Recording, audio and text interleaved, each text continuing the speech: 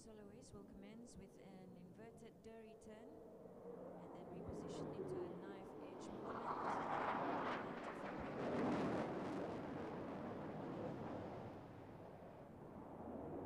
it will exit with a bomb rest. I'm not sure where exactly you are, but where I am at the commentary booth at facing your paddock area right here, I'm not able to see very much except just a bit of the sky right here.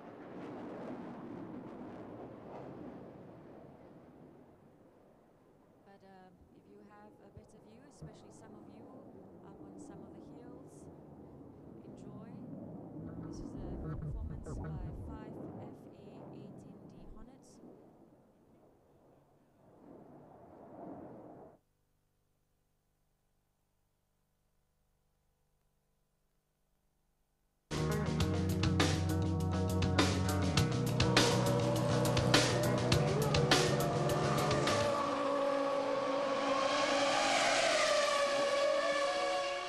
Herzlich willkommen also zum zweiten Rennen der Saison 2001 zum großen Preis von Malaysia vom Sepang Circuit, gut 60 Kilometer außerhalb der Hauptstadt Kuala Lumpur. Herzlich willkommen hier hinten im Paddock, also Formel 1 Backstage und Niki.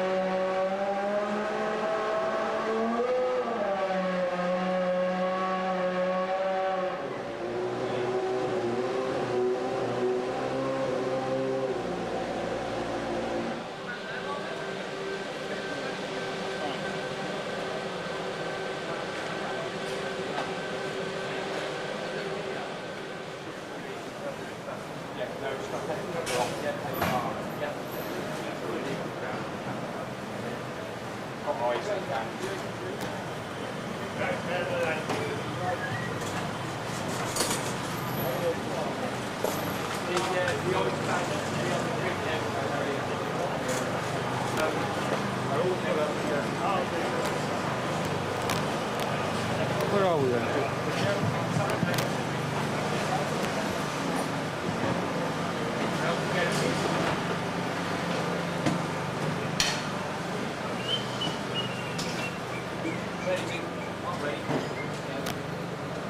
Just get off.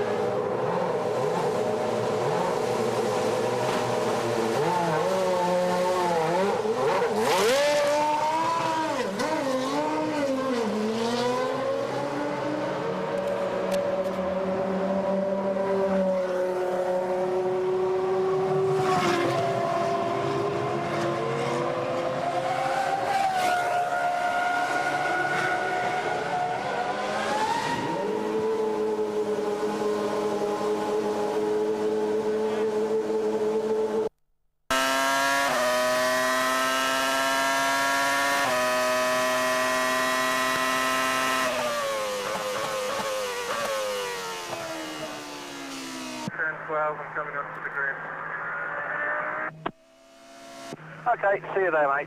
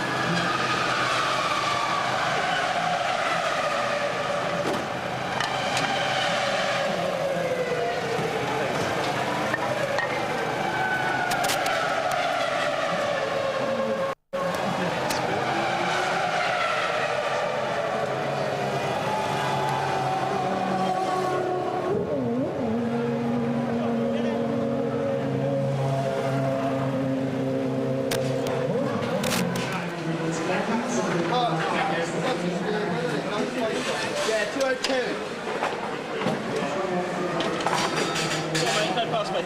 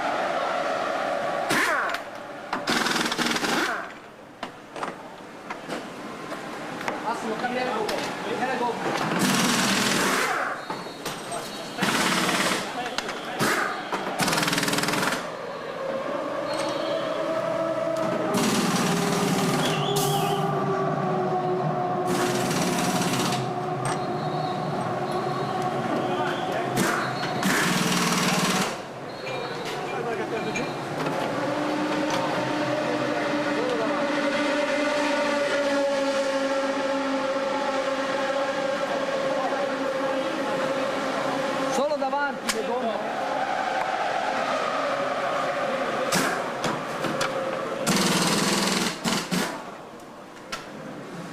Ecco le gomme.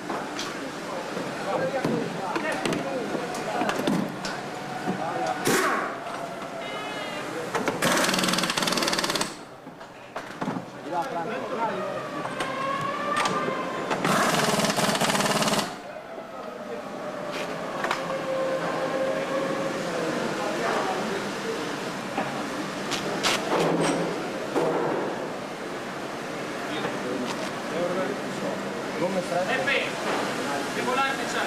Dove posto? Good day to have another look at the data, see exactly what we've got there.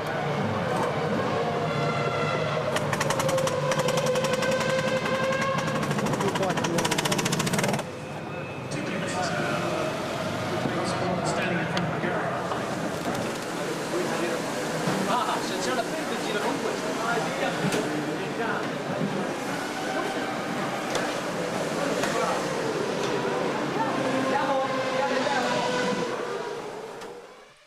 Hi to our friends, you're already taking steps to stay cool. How difficult is it going to be for you physically today? I hope not too much difficulties.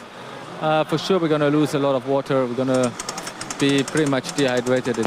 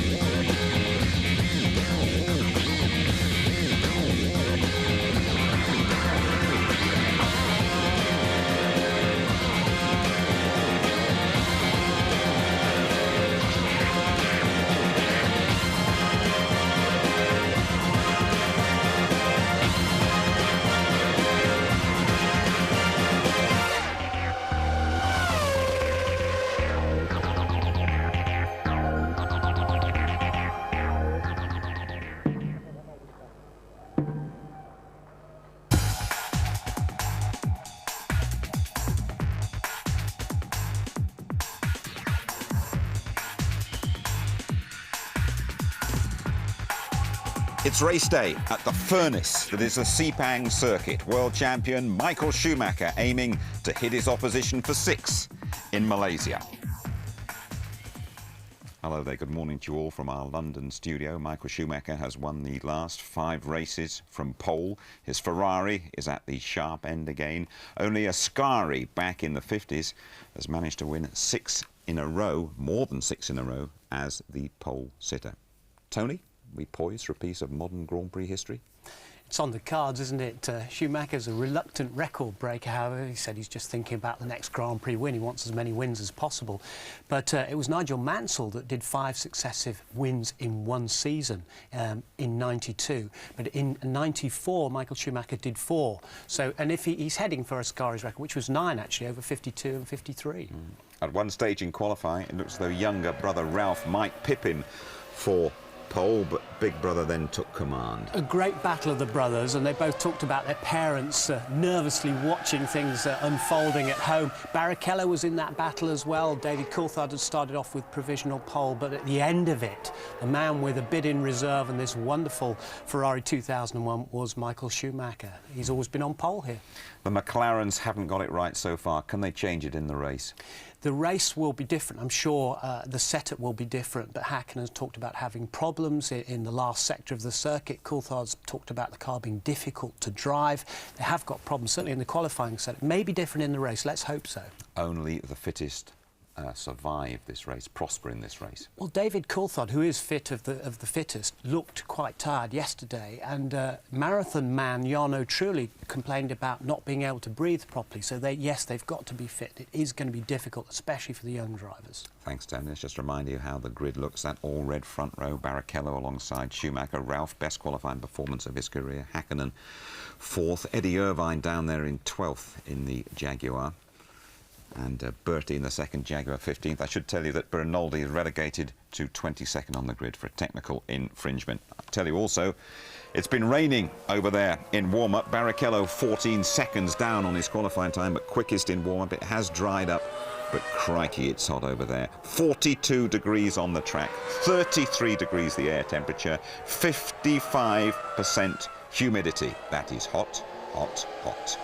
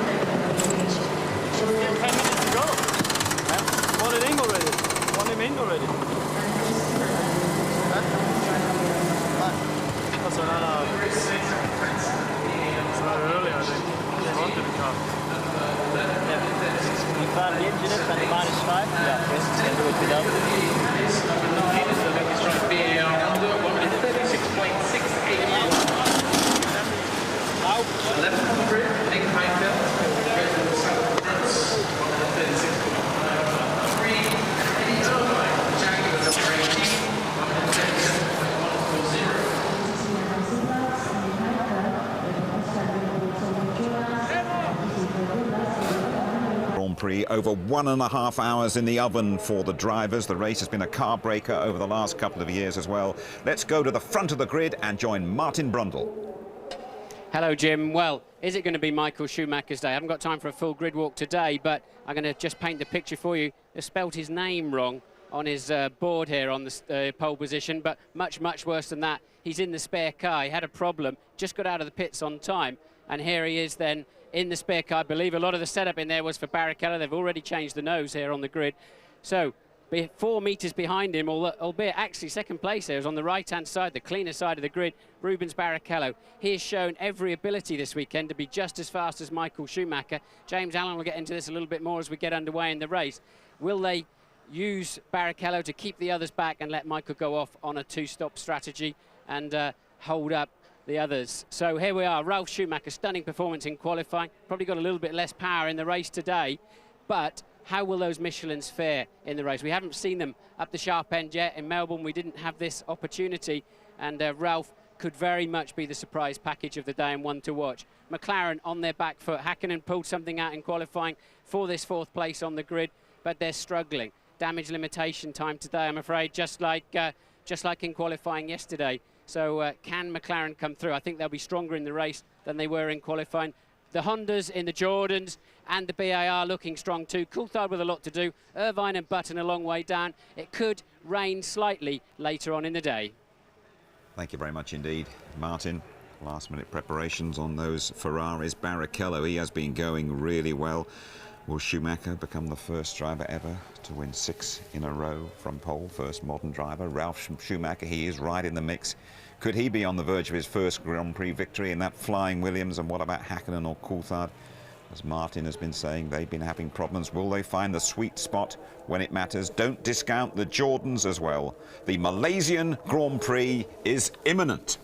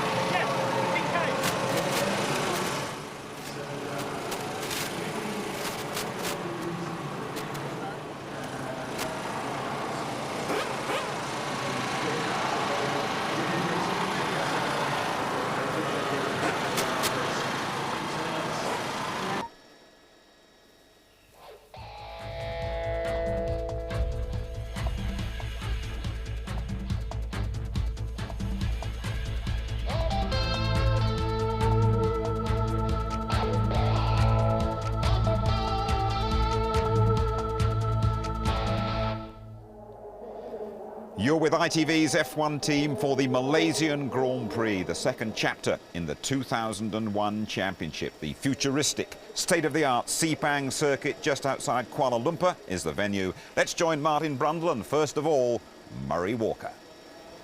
Thank you, Jim. And as you can see, the Sepang circuit at Kuala Lumpur is in prime condition. Now, people here who should know a lot better are writing McLaren off in Malaysia, but don't you believe it. Mika Hakkinen may be starting 4th, David Coulthard may be starting 8th, but they've overcome worse problems than that in the past. But would you believe this? Ferrari here on Thursday, on Friday, on Saturday, and this morning, Michael Schumacher in the final half hour here makes a couple of practice starts before my very eyes, and then they say to him, something wrong with the car, Michael, you've got to get in the spare. Now Michael is already under pressure. He may be starting from pole position there in his new helmet, incidentally, for the 6th time in succession, but he's only starting 1/10 of a second ahead of Rubens Barrichello in terms of qualifying times. Rubens is really getting the feel of things at Ferrari after his first season, and now Michael is having to settle down in the spare car which had been set up for Rubens Barrichello. They've been making adjustments to the nose right up to the last seconds. And his brother Ralph behind him on the grid is going to be a real problem, because believe me, that BMW engine of his has got massive grunt. They can't keep up with it on the straights. And we've got this wonderful, wonderful new element in Formula One that you've heard about so much, but it's really coming to the boil now. The tyre war between Bridgestone on Ferrari and others, of course, and Michelin on Williams and others, of course. It's Michelin's return to Formula One racing in Australia, and they've really come good here with Ralf Schumacher third on the grid, with his teammate, the incredible Juan Pablo Montoya, sixth on the grid, notwithstanding the fact that he lost virtually all his running on Friday, the first day of practice, because he had various problems with the car, and this circuit is entirely new to him. But he's overcome that. There he goes, sixth on the grid. It's an enormously demanding race. You've heard it from a lot of other people, but you're going to hear it from me again. 56 laps of here, and that's going to be over an hour and a half in these sweltering conditions. Now, I was literally dripping with sweat just walking from one side of the track to the other to get into the air-conditioned commentary box. I'm all right, but down there, those drivers, cooped up in their cockpits, are wearing 3-layer Nomex underwear, long johns, long-sleeved vests. They've got overalls on top of that. They've got the balaclava, they've got the helmet, they've got the gloves, the boots, and they're totally cooped in the cockpit for safety reasons. It's going to be about 50 degrees in the cockpit and massively difficult. Thought I'd walked into the wrong commentary box, Mary. You were talking about underwear as I came through the door. I was on the wrong show there for a moment. Literally, I've just walked in, so I'm not absolutely clear what you were talking about. I was just saying it's going to be jolly difficult for them because it's so swelteringly hot. Well, you're sweating. I mean, it's coming through your shirt. I know, I'm absolutely saturated, literally just walking over from the other side of the racetrack. It's incredibly hot here. But as I said during qualifying yesterday, if you're watching that show, often when you get up and running and the adrenaline's flowing, you get a little bit of airflow through the car. You can lift your visor slightly and leave the top of your overalls undone. There's all sorts of devices in the car, some teams using dry ice, others, as was explained earlier, using balaclavas and anything they can to make the driver feel more comfortable. But it's a psychological thing as much as anything. Once you're underway, it's okay. When you're stopping and starting during qualifying and free practice, the heat just wells up and you just have to get out of the car sometimes. You can't cope with it. But I don't think they'll have a problem in the race. They're all pretty fit. Well, two teams that may not be too unhappy about the heat here are BAR and Williams, both of whom were in Kyalami in South Africa, specifically testing under the very hot conditions that are applied in Australia here and are going to apply in Brazil. They've got all sorts of special ducts in the car to protect the delicate electronics, which can cause the engine and other things to shut down. But away we go on the formation lap, which enables you to see what this Sepang circuit is like. 3.4 miles altogether. The very slow turn 1, the right-hander coming up to the even slower turn 2.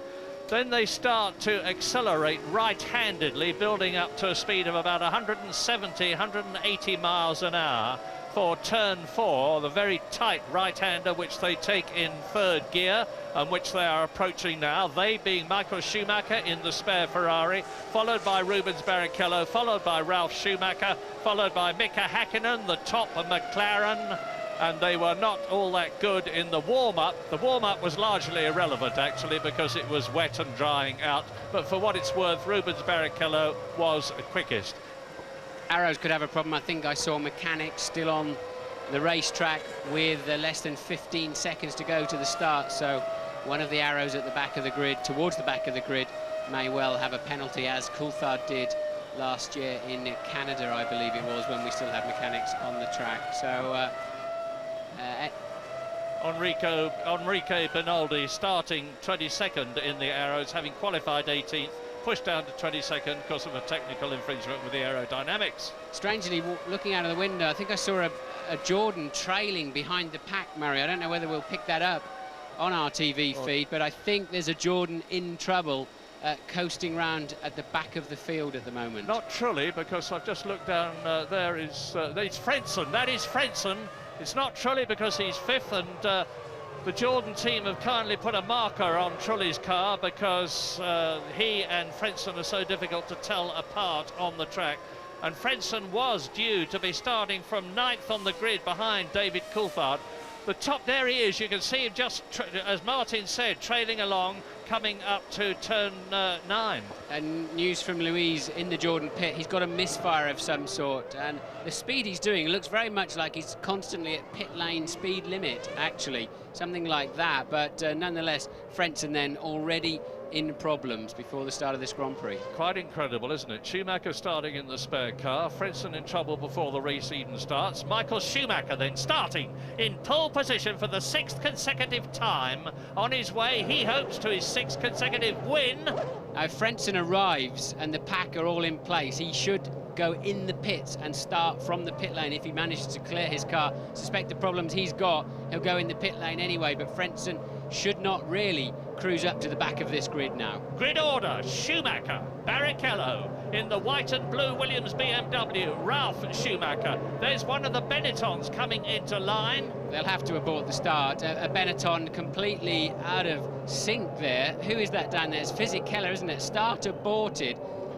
I had this back in the 80s once when somebody else took my grid slot, and Fisichella, sorry, what he's done is he's turned over to his grid slot too late. He's obviously got mixed up, expecting all the cars in front of him to go down one more line, one more box, and he's turned too late. Obviously, if he reverses, he'll be disqualified immediately. You cannot reverse on a racetrack. So Fisichella, sorry, has done the only thing he can, and that's switch it off. And the clerk of the course has done, the race director's done the only thing he can, and that is abort the start of the race. Fisichella will now be put to the back of the field, and I notice it already. The stewards are investigating Jos Verstappen in the arrows. That will be because the mechanics were on the racetrack, but surely now when they go to restart, Murray, there'll be a man in front of Fisichella holding a yellow flag, stopping him from keeping his current grid position. Holding the yellow flag in such a way that the man behind him can see it, and that was to be Fisichella's 76th career Grand Prix start. He's done that enough times before, but something unusual must have happened. Benetton have not been in the best of shape here any more than they were at Williams. This is an investment year for them with the new Renault engine and a lot of new people there, and they're on the Michelin tyres, as you can see. So a full restart then. I wonder if the grid shuffled up because Frentzen, who of course is 9th on the grid, I just wonder if it all got out of sync where people took Frentzen's grid slot. And Frentzen now able to rejoin his position, because it seemed to me that Fisichella initially parked on the left-hand side of the track, so I didn't just misunderstand his side of the track. And Frentzen being pushed towards the front, he can do that, no problem at all there, providing they can fix his misfire, of course. And then Fisichella appeared to try to change sides on the grid, so some confusion. It may well have been because of an empty grid slot here for Frentzen. So everybody all keyed up, ready for the go. They'd delayed getting into their overalls as long as they possibly could to prevent the heat build-up. But we're going to take the opportunity to leave Sepang shortly now for a break.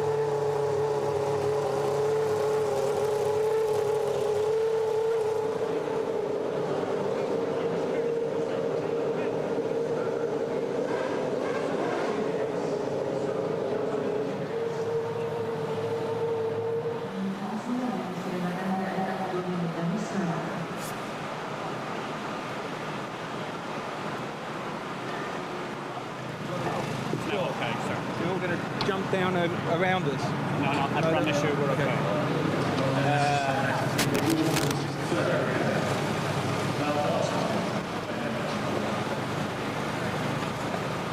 Did he dummy it?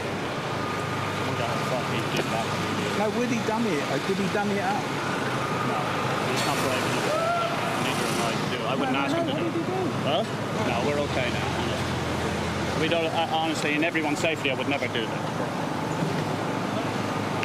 You okay? At the airport. Huh? Just coming up to 1 minute to go.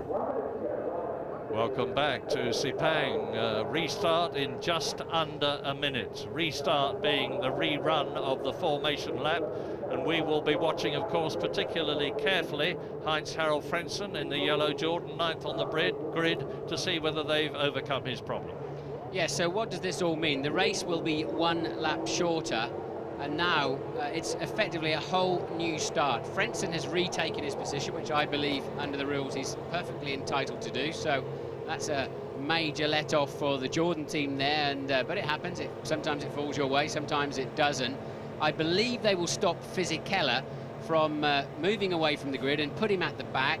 He caused the aborted start by apparently just mistaking which side of the grid he should be parked on, which is the ultimate embarrassment. If he's not, I mean, he just will be so red inside that car. So, and there's the man with the yellow flag in front of Fisichella. Yeah. So that's his punishment. Everybody else has now got to, and there's a car stalled on the line. And who is that? It looks like Montoya. Marquez in the... I think it's Montoya. Oh, you're right, it is Montoya. He certainly didn't need that or want that. Now, he's going to have the same problem. You are allowed now to close up through the ranks, provided you can do it without inconveniencing anybody. Dry ice is what you're seeing bouncing. That's coming out of the radiators. All the teams have shoved dry ice in to try to keep the cars cool. 2 starts do not help them at all, and you get this kind of problem creeping in. The clutches get hot, the engines get massively hot. There's a heat soak as they sit on the grid, waiting for that restart. And as they brake for the first corner, all of the dry ice shoots out of the radiator side ducting. Track temperature, according to our information, down quite a lot now to 35 degrees from 43 degrees. I find that hard to believe in the short time that we've had. But that's the official information as the 2 Ferraris stretch out ahead. I'm surprised at that. I would expect Michael Schumacher, in order to minimise his time on the lead, as Montoya's car is seemingly wheeled away, to lead the parade round slowly. Schumacher, that is. Yeah, so Montoya then clearly not just a stalling of the engine, there's some other problem by the looks of it. It's surprising they can't get that to go on the line, and they've got to clear it through a gap where all of the mechanics and support crew are still dragging their generators and spare tyres, etc., etc. And they can now recover that over the white line into the pit lane and try to start him from there. That's off he goes to get to the spare. I don't believe Juan Pablo Montoya rushing down the pit lane. I don't believe he can use the spare car now, Murray. I'm not absolutely sure about that. I'd be very surprised if he's now allowed to jump in the spare car. Well, they seem to think so. We'll soon know, because we'll be watching him as you will. So, what a race of dramas already. Michael Schumacher comes out in the spare car at the last moment. Heinz-Harald Frentzen tours round on the first formation lap. Then Giancarlo Fisichella pulls up in the wrong position on the grid, as a result of which the start is aborted. Then Juan Pablo Montoya can't get the Williams, or his people can't get the Williams started. Now, fingers crossed for a clean start this time. Not for 56 laps as originally scheduled, but for 55 laps of this 3.4-mile Sepang circuit. Yes, we still think that because the race has effectively started, this counts as a lap of the race they've just done. Maybe they're hoping to get him in the car. If there's another aborted start, then they're still in the motor race. That is the only reason I can think of putting him in. 3, 4 lights, 5 lights. And it's going, Malaysia. Beautiful start by Michael Schumacher. Rubens Barrichello not so so good. Coming up fast is Ralf Schumacher. Behind him is Jarno Trulli cutting through on the inside. Barrichello blocks him off, and Barrichello and up into second place, but now spinning it goes Ralf Schumacher. Is anybody going to hit him? Ralf Schumacher made a terrific start, but he's lost it. Spins the car round again, and coming up behind him, one of the Jaguars. All his terrific work at the start has been completely nullified, and up into third position in the Jordan comes Jarno Trulli, followed by Coulthard. That was Coulthard. He had an amazing first corner. 8th position. Yeah, Coulthard managed to sneak past Hakkinen in that first corner while he was watching Ralf spinning out of contention. And, well, who have we got here? That's Raikkonen, it looked like to me. I think that was Raikkonen. It was definitely the Sauber, and it was definitely Raikkonen. Yep. So, well, Michael Schumacher leads. But 2 Ferraris up front in Malaysia. And look at the gap between them, and look at the gap even more importantly between Jarno Trulli and David Coulthard after that sensational start. And Heinz-Harald Frentzen is there in 5th position in the Jordan, followed by one of the Arrows. How on earth did that get there, and who is it? Verstappen. It's got to be Verstappen, because Bernoldi was right at that. Verstappen must have done an absolutely sensational start, because he's up into 6th position and he started in 18th place. Let me do a quick 1 to 10, Mary, because the changes are amazing in these first couple of laps of the Grand Prix. One aborted and now just coming over the line to complete their first flying lap. It's Michael Schumacher from Rubens Barrichello by 1.3 seconds. Jarno Trulli, David Coulthard in 4th, Frentzen in the 2nd, Jordan 5th, Jos Verstappen, Jacques Villeneuve 7th, Mika Hakkinen down to 8th, so the 2 McLarens have swapped places effectively. Panis 9th and Heidfeld 10th. It's on your screen now, the second half of that of the motor race. Just listen to who Verstappen has passed. He's got past Jenson Button, Fisichella, Bertie, Raikkonen, Alesi, Irvine, Heidfeld, Panis and Frentzen. No, not Frentzen. He's got ahead of all of those. And he's now running, as you've just heard from Martin, in 6th position. There is the Arrows.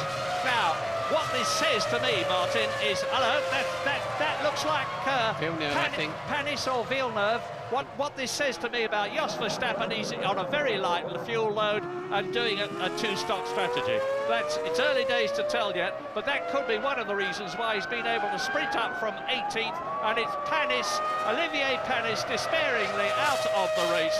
You can see from his body language that he's pretty fed up about something. There is the answer. Well, what an amazing start to this Grand Prix. Drama all the way. But Barrichello is just falling back a little bit at the front. Now, he was managing to peg Schumacher pretty much through that first lap, but all of a sudden, Michael just getting on with it, and Panis then, remember, disqualified from a strong position in the Melbourne Grand Prix. And here he is already out of the 2nd Grand Prix of the season. So over the line goes Michael Schumacher, 2 laps completed. Behind him, Rubens Barrichello, 1.5 seconds. And Ralf Schumacher is starting to storm up through the field. He is currently at the end of the previous lap in 20th position. Barrichello closing a bit on Michael Schumacher as they go through the bends there, with Jarno Trulli already on lap 3, 5 seconds behind Michael Schumacher. David Coulthard is less than a second behind Jarno Trulli. So it's Ferrari.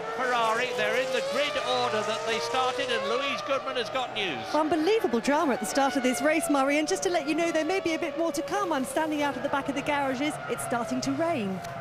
Well, oh, look at that! Michael Schumacher off, and is he out of the race? He's kept an absolute roar from the crowd. Barrichello goes into the lead. He's off. Amazing. Both the Ferraris off. And Jarno Trulli leads the Malaysian Grand Prix as it starts to the rain. What amazing. And I haven't seen Coulthard behind him, so did all 3 of them go off? So yes. Wet, you think? Wet? Well, it must be raining. Louise just pointed out. Now, Coulthard is there. I missed him. And both Ferraris caught out on what must be a slightly damp corner. One of them 3rd. It must be surely Michael Schumacher who regained the circuit first.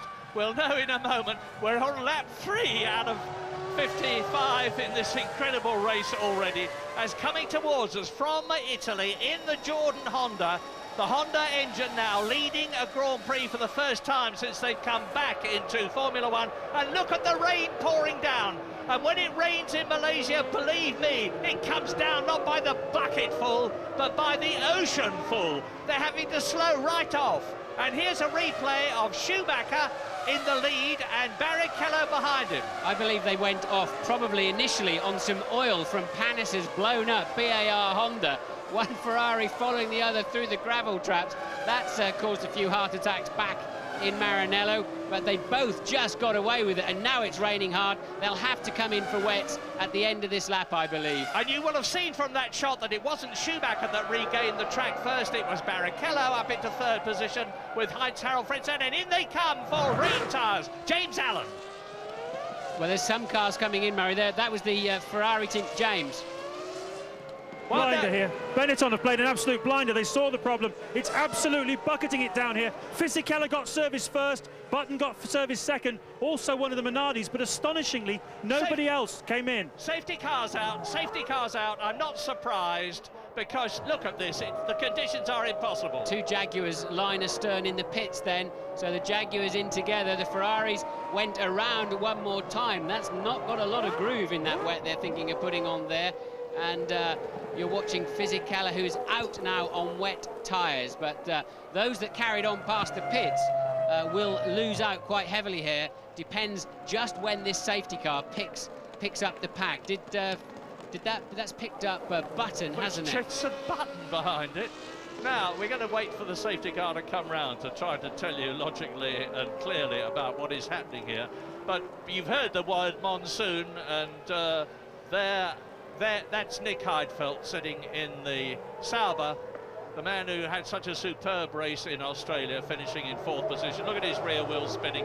He's beached the car. The ride height in these Formula One cars, the distance between the ground and the bottom of the car is minimal, and he's beached it somewhere, and James Allen has got more news for us. Well, the $10 million question now, of course, for these teams is who do they bring in first? Who do they serve first? Particularly McLaren. We've got two equal drivers. Who's going to get the tyres first? Is it going to be Häkkinen or Coulthard? From the body language of Ron Dennis, it's going to be Häkkinen, would you believe? James Trulli is off. Jarno Trulli has gone off the track. You've just seen him. He was the man who was leading the race when the rain started coming down. Well, this has surprised everybody. I did a scan, and they're not able to get round on their slicks. They're obviously aquaplaning off the road. I think Fisichella's the one who's going to gain most out of this. I believe he's ahead of the safety car and will come back round behind the pack. Cars off everywhere. I did a scan, Murray, of all of the major teams, and they all thought either no rain or a tiny bit of rain this afternoon, and that's why everybody has been so surprised. No sign.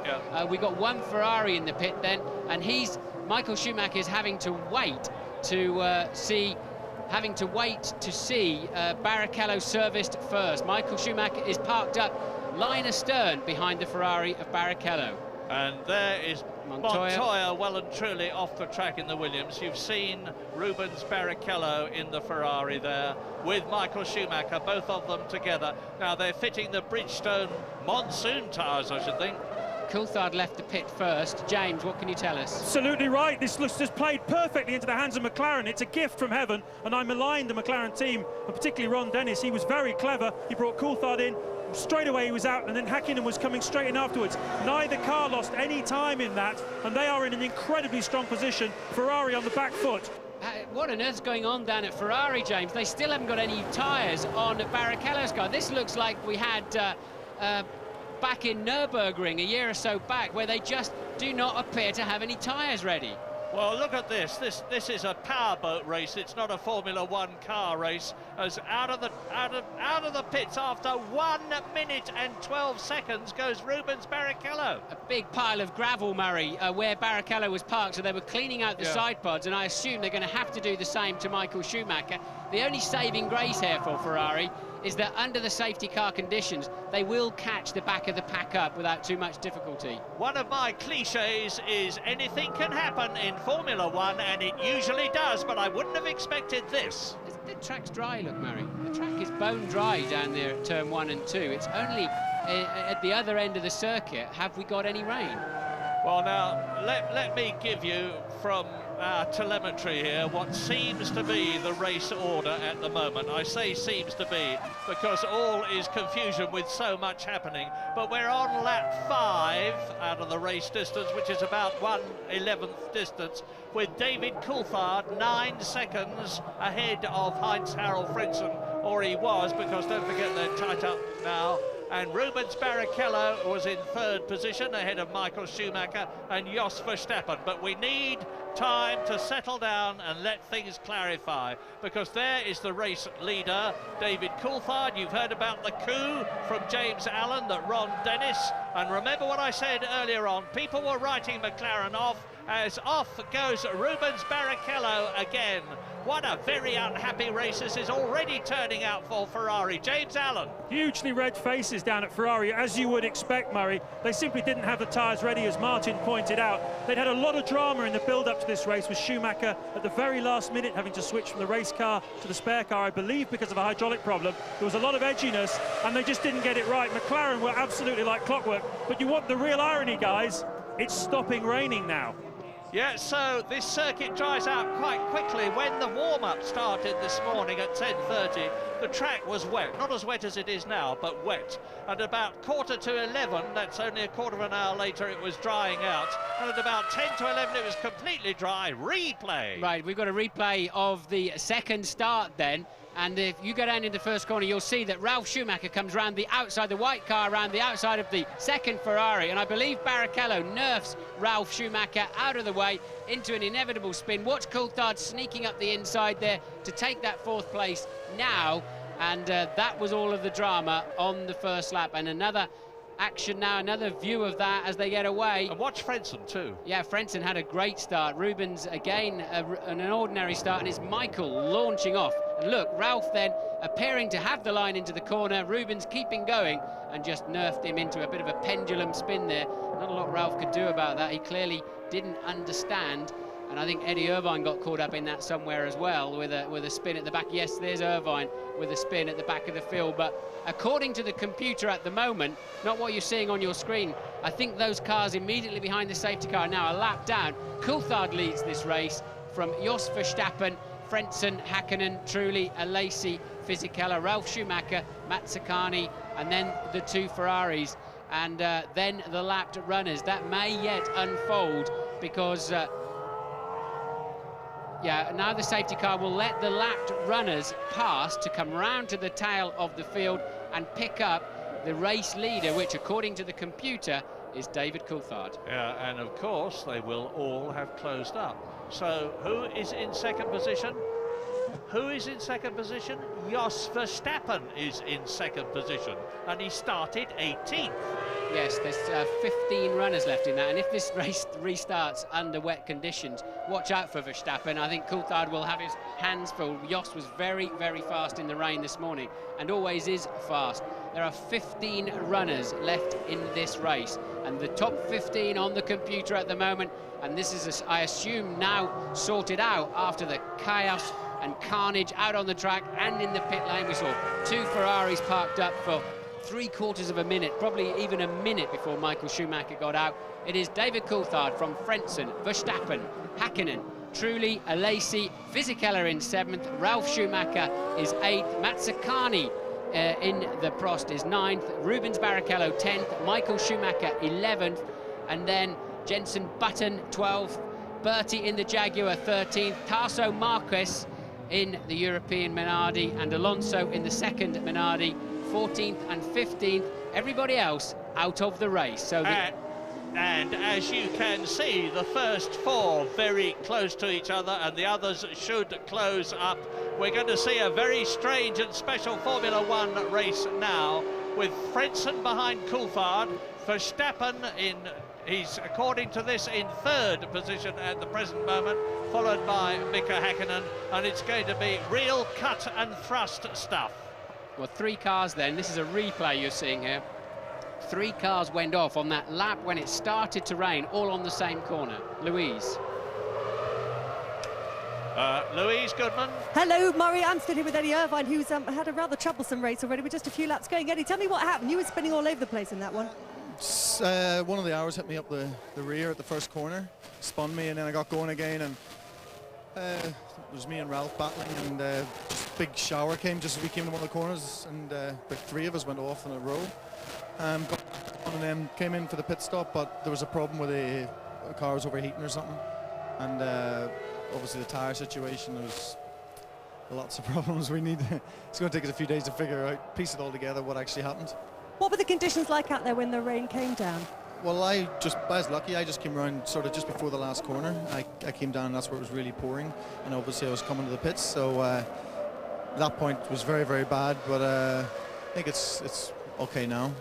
Thanks, Eddie. A spectator from now on. Back to you, Murray. Here's something I can't explain, Murray, is Frentzen is now up in second place, Verstappen down to third, and that is truly going off. He's currently shown as 5th. He obviously escaped out of that gravel trap at some point. Again, it doesn't say replay, but I believe this is and Coulthard off in the background as well. It's Frentzen. This is this problem. It's Trulli, but that's a replay. Yeah. Coulthard went off in the background, recovered, and came in the pits first. So they were running first and second into the last corner of that lap where it started to rain. It was a replay, and they both went off in the last corner. Coulthard making it back onto the track first. No news about when the safety car is coming in at the moment. I was surprised at the big gap between Mika Häkkinen and Jarno Trulli on the track at the present moment. You can see David Coulthard tucked up behind the safety car, and the yellow Jordan to the right is Frentzen. And Frentzen is a changed man this season. He was pretty downcast with Jordan last year because of all the unreliability problems that he had with the car, because he failed to finish 11 times out of the 17 races last year. But he says this is the best Jordan he has ever driven, partly due, of course, to the fact that it's now got this Works Honda engine in it, and it's got colossal grunt. But to the right is Coulthard. In the middle is Frentzen. In the orange car, the orange arrows, is Jos Verstappen. Then there's a gap to Mika Häkkinen, so both the McLarens, which started 4th and 8th, are now in the top 4, with Jarno Trulli in the second Jordan. So both the Jordans are in the top 5, with Jean Alesi making up the top 6, believe it or not, in the Prost. James Allen. Yeah, Martin, the thing to watch for at the restart is Rubens Barrichello allowing Michael to go past him. I've got a feeling that Michael is on a 2-stop strategy here, and that Rubens was on a 1, a bit like the McLarens. Now, that's something to watch out for. The other thing, of course, is as it has now stopped raining, we're going to run around for a little while here. They were going to be coming in the mid-20s, the 2 stoppers. You could push that back to perhaps the late 20s, but certainly this looks as though it might play into the hands of people on 2 stops. If it doesn't rain again, they're all going to be coming in around about that time, because these wet tyres aren't going to like a drying circuit, and therefore the pendulum, which has swung right towards McLaren at the moment, could well swing away again as well. So don't go away, folks, because this is going to be a classic race. James, did you get any idea of who put inters on and who put wets on? Because if you're in the pit lane, it would be very easy to think you needed full wets. Yeah, everybody had inters ready initially because the rain was falling down. It looked like it wasn't going to be a monsoon, and then the monsoon came. My hunch is that's what happened with Ferrari. That's why they were so slow with Barrichello. They initially wanted to put inters on, then they changed their mind for wets and couldn't find them. McLaren certainly put full wets on. It was so heavy, the rain at the time, Martin, you couldn't really have gone any other way. Yes, because we've already seen Barrichello fly off the road, rejoining after his pit stop. So Barrichello then possibly still on intermediate tyres. Yeah, let's explain what inters are. There's various grades of tyre in terms of their tread configuration, and inters means intermediate. That is for circumstances where the track is damp to wet, but not monsoon conditions like we've had. And Bridgestone and Michelin, of course, will also have a tyre that's better for drier conditions and a tyre that's capable of coping with the really, really rain-soaked track. Now, let me quickly tell you, while you're looking at these replays, of who is out of the race. Jacques Villeneuve and Panis are out, so there is Panis on this replay. Both the BARs out. Nick Heidfeld is out in the Sauber, as is his teammate Kimi Räikkönen, with flames coming from the back of the BAR. So a terrible race already for BAR and for Sauber. Bernaldi is out in the Arrows. Montoya is out in the Williams. Not a very good Grand Prix start for him this season. Eddie Irvine, you've heard from, is out in the Jaguar. And on lap 8 with the safety car No news yet about when it's coming in. Yeah, I don't understand why the safety car's still out there, unless they're still clearing away the various cars that were beached in the gravel traps. We haven't seen any signs of that on our TV picture, but no safety cars coming in at the end of this lap. Martin, just look at Jos Verstappen. You can sort of almost feel the car pulsating with his eagerness to get to grips with the two in front of him. He hasn't had an opportunity like this since his first season in Grand Prix racing as the reserve driver for Benetton, and he subsequently took over the drive and got 2 third places. Yes, and as I said earlier on, he's very, very fast in these changeable conditions. And anybody who is out there on inters, I think, will be, within a lap or so, will be on the right tyre, because the full wet is going to get very, very hot in the early section of the lap. The first 4 or 5 corners of the lap are quite dry until now, till the exit of turn 4, look. And then the wet will come into its own for a while. But I think right now, if I was just taking to the track for a test right now, I think I'd be on the intermediates. Well, I said that I was surprised at the gap between Jarno Trulli in 5th place and Hakkinen in 4th position on the track. That's disappeared now. Look at it.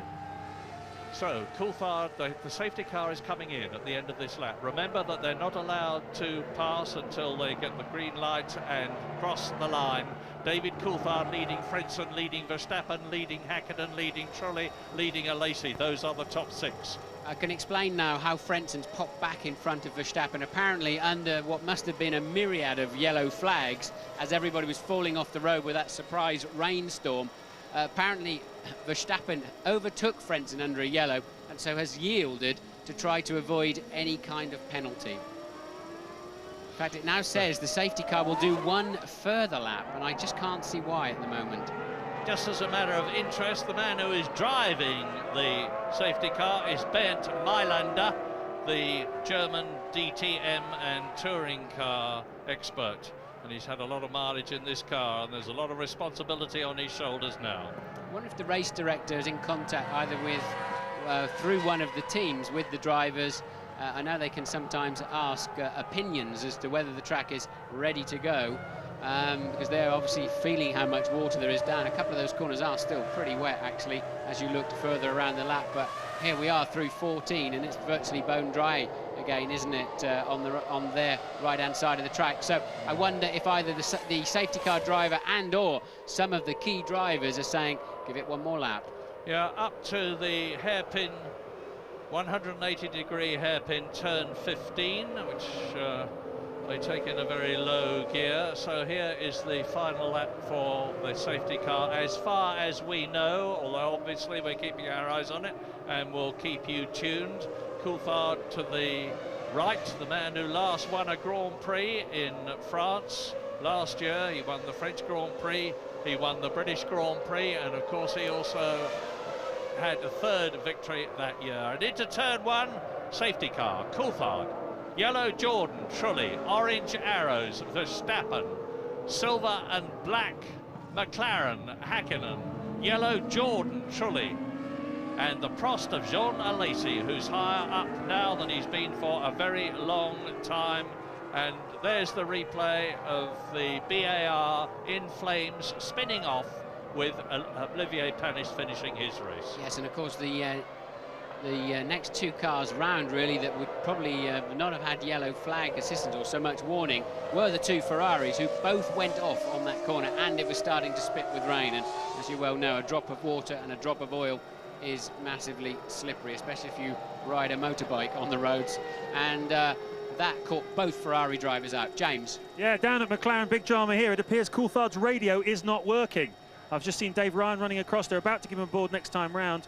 And so if he is in touch with the race director, he's certainly not in touch with the team. Deja vu, because remember in Australia, Michael Schumacher was tapping the top of his helmet and there was a misunderstanding. He thought he was adjusting the air vent. In fact, he was communicating with Ross Brawn, the Ferrari chief, who was worried that Michael Schumacher was not in radio contact. Now, will David Coulthard know then that the race is about to restart? He's certainly trying to warm his brakes and tyres up accordingly, and he should know the rule regarding the lights, and the safety car will pull off into the pit lane. We're only in 9 and 10 at the moment, so a while to go before the end of this lap.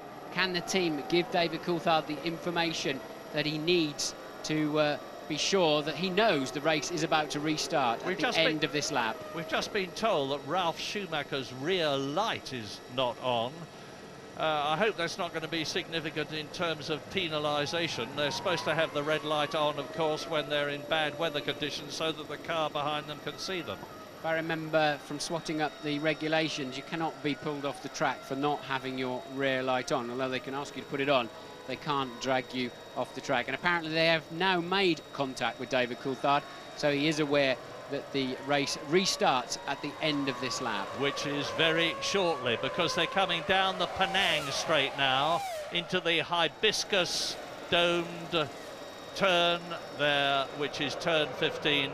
The safety car it pulls off and the race restarts, but remember, no passing until they cross the line, which gives David Coulthard the opportunity to sprint away. Verstappen is challenging Frentzen. Frentzen asleep there, let Coulthard go, and he's got Verstappen then able, not close enough to have a look at the inside, but Coulthard caught them all sleeping, particularly Frentzen. So a tight match between Trulli and Frentzen, Verstappen and Hakkinen, with Jarno Trulli in the second Jordan closing up on all of them. And John Lacey, where is he? There's a big gap there. There is the Prost, and John Lacey has got Giancarlo Fisichella's Benetton right behind him. I would expect Lacey to be able to pull away, and look at Jos Verstappen swarming all over Heinz-Harald Frenzen's Jordan. This is Jos Verstappen's opportunity. Jos, the boss from Holland, and he knows it. He's got the Acer Tech engine in the car, and it's down on power compared with the others, but that won't harm it nearly as much in these wet conditions as he would in the dry. Well, they're into the great unknown at the moment. We know there's oil on the track. We know there must be a lot of gravel. The track is sort of 25% dry and 75% wet or very wet, and Hakkinen now having a good look up the inside of Verstappen into turn 9. Hakkinen looking comfortable. Two McLarens working better in these conditions. Just before I came up to the commentary box, Mika Hakkinen came up to me and he said, have a nice afternoon, and I said the same to you. It's already turning out to be a lot nicer than he might have expected. In fourth place and challenging Jos Verstappen for third, Heinz-Harald Frentzen for second, as David Coulthard edges away a bit in the lead McLaren, with Lacey still sixth, Fisichella seventh, and Verstappen having a real go at Heinz-Harald Frentzen as we look through the ball of spray, and Jos Verstappen goes through at the hairpin. Terrific bit of driving. Jos Verstappen second place, Heinz-Harald Frentzen displaced. Well, Verstappen overtook Coulthard in the rain in the warm-up there, so if he can now close that gap to Coulthard, Verstappen may well be able to lead this motor race. So 2.8 seconds down then, Verstappen over the leader Coulthard, and at the back, towards the back of the field, 8th and 9th now are the two Ferraris, just making their way past. They have passed the two Benettons, so they're on their way through the field. Terrific performance, not only by Verstappen, but by the whole Arrows team. It's a new car after last year. Mike Coughlin, the designer of Tom Walkinshaw's team, has done a superb job with his people. They've got a lot of new people there, and they're certainly making the most of them all, because Heinz-Harald Frentzen is dropping back. Mika Hakkinen doesn't seem to be able to do anything about them at the present moment, and Ralf Schumacher is up into 5th position in the Williams, and we believe that the Michelin wet tyre is particularly good, and the gap between Ralf Schumacher, who is 5th, and Hakkinen, who is 4th, is a mere 2.4 seconds, and getting smaller. Look, there's the proof. Verstappen second, Frentzen third, Hakkinen going through and taking that third position. So Frentzen has lost 3 places. He's lost second place to 2 places. He's lost second place to Jos Verstappen. Now he's lost third place to Mika Hakkinen. And McLaren are first and third. Who would have thought this could have happened half an hour ago? And Michael Schumacher has passed Rubens Barrichello somewhere out on the track. So as James Allen predicted, Michael may well be on a lighter fuel. They would have had a chance to top it up in that pit stop, try to get him, but all of those windows that they've so carefully planned as to when to come in are pretty much out of the window, so to speak. They're going to have to recalculate. And who was that shaping up to have a good look at the back? And it It must have been It's Schumacher. Ralf Schumacher's Schumacher. coming through. Ralf Schumacher take it. Surely Frentzen must have a problem. He's now lost yet another place as Ralf Schumacher storms through. Now here are the first 10. Coulthard leads, Verstappen second, Häkkinen third, Ralf Schumacher is up to fourth. There he is. Frentzen down to fifth. Michael Schumacher is sixth. Michael Schumacher in the Ferrari up into sixth position. Ahead of Rubens Barrichello. Eighth is Trulli. Ninth is Fisichella. Jenson Button in the second. Benetton is 10th. Then it's Alesi, Berti, Mazzacani, Marquez and Alonso. Both the European Minardi still running. Yeah, so Michael Schumacher over a second faster than anybody else on the racetrack last time around. So Schumacher, as ever, very well hooked up and already shaping up to go right around the outside of Frentzen. That's incredible. Into turn 12 and just amazing. Just drove right around the outside of him. So Schumacher then up to fifth place. And look at the way Ralf Schumacher is harrying Mika Häkkinen as his brother Michael comes up behind him.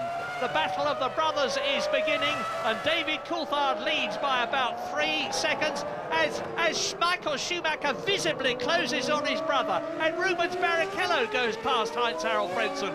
So Frentzen, who had a problem, you remember, on the original start when he had to tour around, may have a that's Jenson Button in trouble, and he's touring. So Heinz-Harald Frentzen may well have a repetition of whatever the problem was. Thought it looked like Button was recovering from a spin, actually, but Häkkinen then under a lot of pressure from Michael Schumacher. We don't know the fuel loads at the moment. They may have changed. Everybody would have topped up with fuel, without doubt, while they were putting the wets on, so they should be able to go at least 35 to 40 laps, well into that sort of zone. And Häkkinen having to defend his line, but it's no good. Schumacher's gone right around the outside for the second time in 2 laps of another car. Michael running a little bit wide there, but no problem for him, and Schumacher on the rampage. And there are people who say that Michael Schumacher is not a superstar. You are seeing the evidence before your very eyes as he drives round the outside of double world champion Mika Häkkinen, 3 times world champion Michael Schumacher. So it's Coulthard leading and Verstappen is still in second place.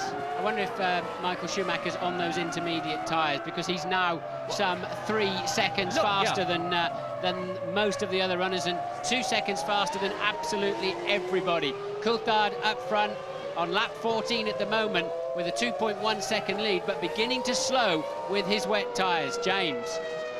I've worked out, Martin, and I've done a bit of a better job than I did in the last race, that they've saved 6 laps worth of fuel, so that will put the 1-stoppers coming in the early lap 40 region, and the 2-stoppers, who I believe Michael Schumacher is one of them.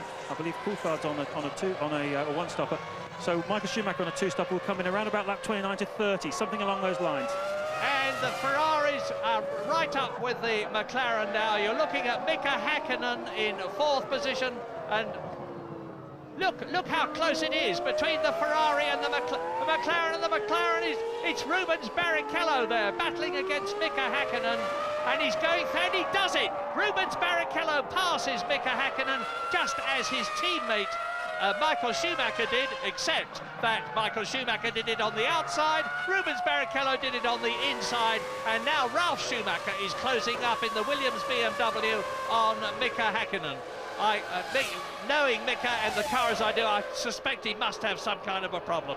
I think he's on wets, and I think the Ferraris are on intermediates. And now Michael Schumacher shaping up. He didn't make it to have a stab at Verstappen, so Verstappen stays second. Coulthard only just in front of them now. Look, Coulthard beginning to struggle at the front of the field. Michael now 4.4 seconds quicker than the race leader on the previous lap. They must be on different tyres. Here he goes, Verstappen second, right behind him, the Ferrari of 3 times world champion Michael Schumacher. As we look down on the first 3, David Coulthard, Jos Verstappen, and Michael Schumacher is going to go round Jos Verstappen.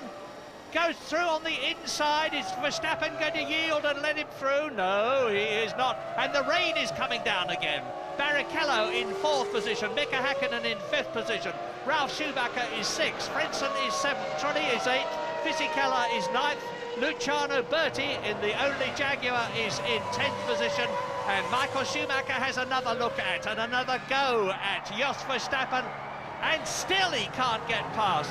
Verstappen is entitled to take the racing line where he wants it to be, and he is doing it fairly and squarely. Yes, the wetter part of the track. Now Michael's got the run up the inside into 9, and it begins to dry up now. So Michael then slicing through into second place, easily as it happens, and I'd be absolutely sure he's on the intermediates just by the way he's driving around the outside of people in these kind of corners where it's a little bit drier. Coulthard will be the next victim in a very short amount of time, I would imagine. And Michael Schumacher shaking the head of the Ferrari, or the Ferrari shaking its own head, as the reigning world champion closes up on David Coulthard. Shortly, we think, to take the lead. David Coulthard looks at his mirrors. Michael Schumacher dives out from behind his wing, gets through on the inside.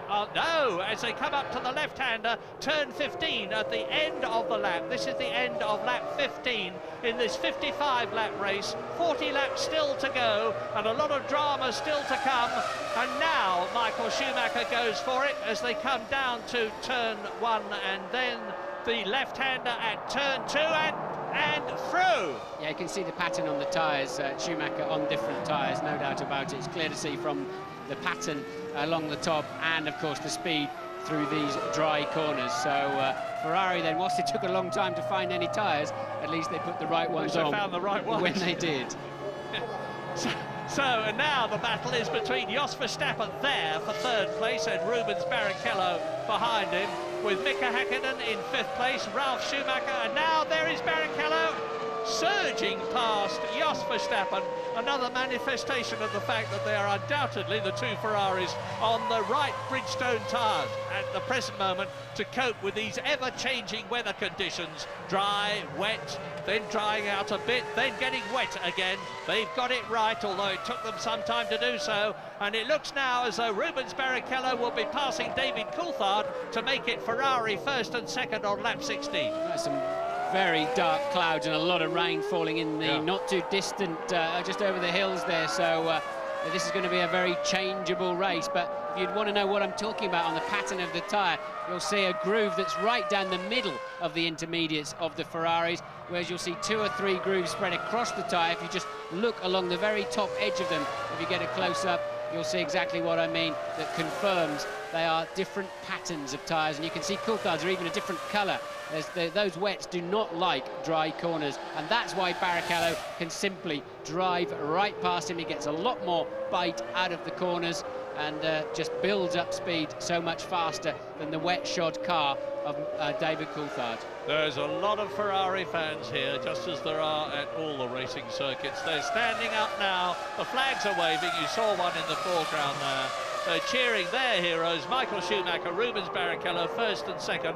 And it looks to me as though Jos Verstappen now is going to have a go at David Coulthard, because the orange arrows is closing all the time on the silver and black McLaren. It's still Mika Häkkinen in 5th position, doing nothing about Jos Verstappen. He's 8 seconds behind him now. Ralf Schumacher is lapping slower in the Williams than Häkkinen is, but he's still in the top 6.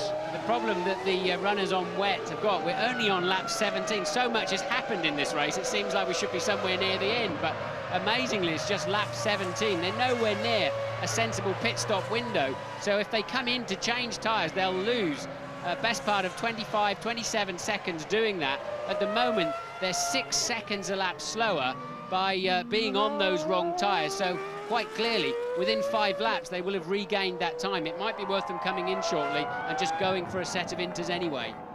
And James Allen, what's the news? Well, Murray, the thunderclouds are above us. I've just seen a horizontal bolt of white lightning. I've not seen anything like that, certainly never in England anyway. But I can confirm for you that the 2 Ferraris are on the intermediate tyres, and I can tell you what happened there. They were going to go for the wets, and it was the other way around to what I said. They were going for the wets originally, and then they obviously thought about this and realised the safety car would be obvious because of the amount of rain that was coming down. So they put them out on the intermediate tyres, knowing the safety car would not release the cars until it was safe, and that's worked out very well for them. In this morning's warm-up, Ferrari both used the intermediate tyre and got some good performance out of them, whereas the rest of the teams tended to stick with the wet tyre. So the warm-up really worked for Ferrari. Schumacher leading this race. There'll be a lot of scepticism as to whether the pace car staying out so long was anything to do with Michael on the radio screaming, it's too wet at the moment. But, I mean, I'm not saying that's the case at all, but I know those sort of rumours are going to be flying around at the end of this race.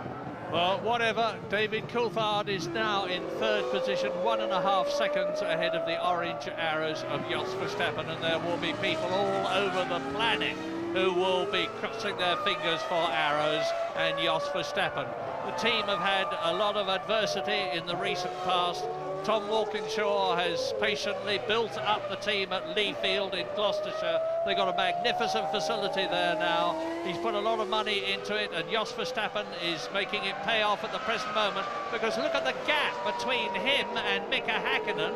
It's 9 seconds, and there is the McLaren, and you see Ralf Schumacher in the background coming round.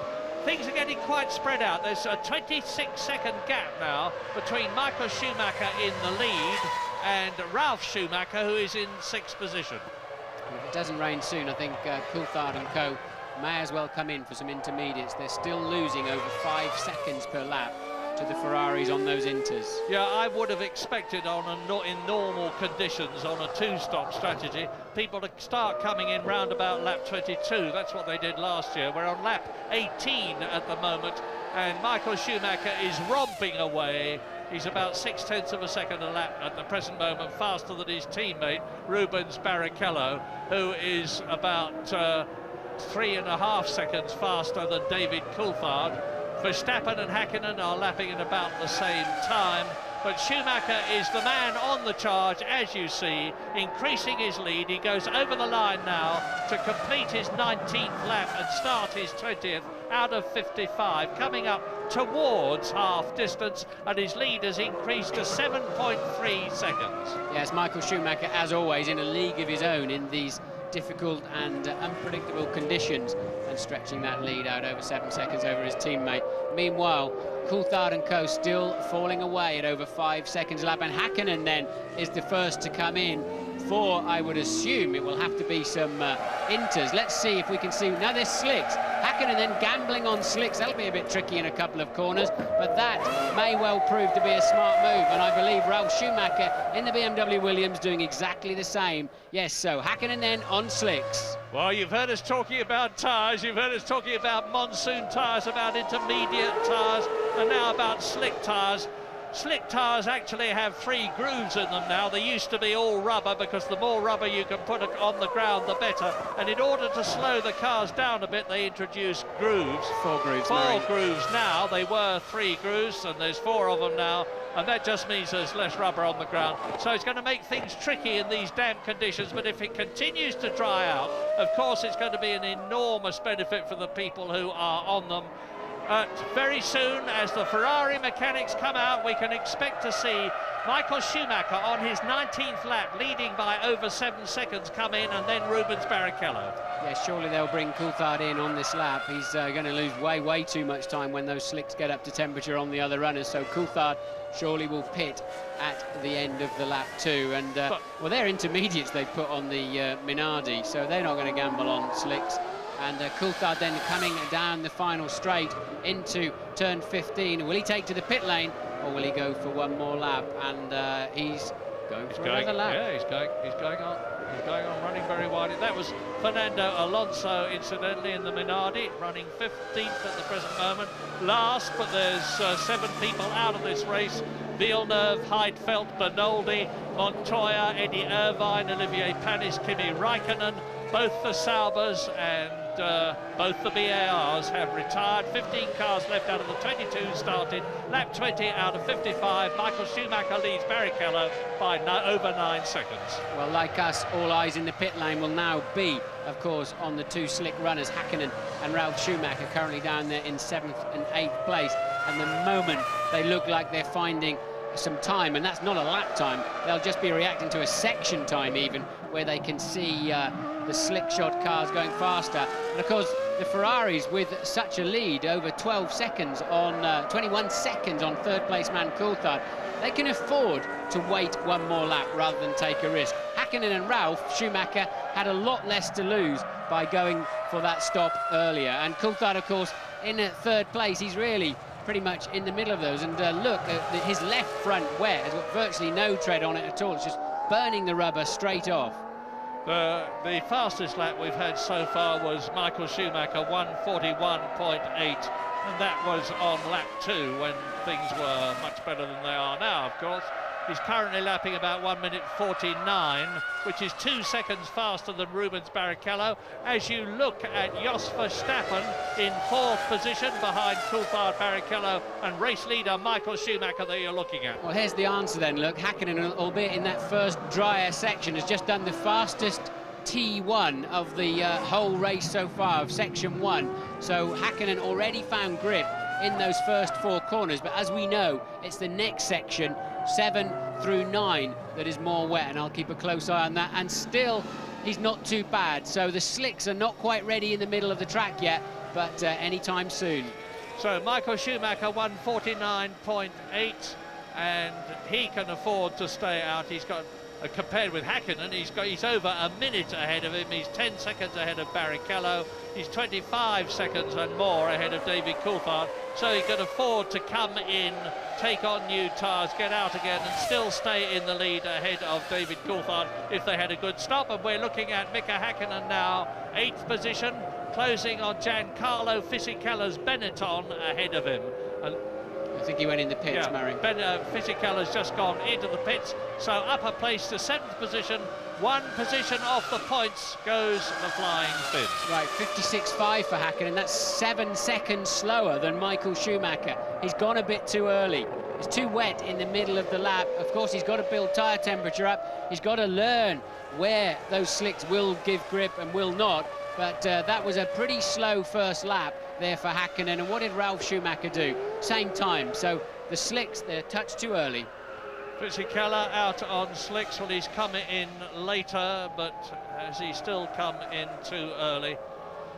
People say to me, why doesn't the best driver always win the race? And I say, well, you know, the best driver has to have the best car, he has to have the best backup, he has to have the best engine and mechanics. Of course, he has to have the best tyres, and he has to have the best tyres for the circumstances. And that is what Schumacher has got now. Barrichello in the pits then, so now let's see what Barrichello, surely they'll obviously put slicks on him and fuel it up. So they're just in a 2-stop window now. They can bring themselves back just about on schedule with this, and used, very used looking slicks there. They look quite new at the rear actually, and they're still trying to clean the side pods of Barrichello's car. I wonder if he, well, of course, remember he went off after he changed tyres last time, trying to catch the pace car up. He's been off once again since his initial spill in tandem with Michael Schumacher earlier in the race. Yeah, for some reason they were expecting a lot of debris here anyway. I know the BARs have got special wire mesh guards that they can rip out at the pit stop to clean out the side pods. Now they've got longer side pods this year, so the radiators are further back, and it's very difficult for the mechanics to reach into the side pods and get debris away from the radiators. And if there's debris there, it's going to be affecting the cooling of the engine. It will overheat and they'll be in problems.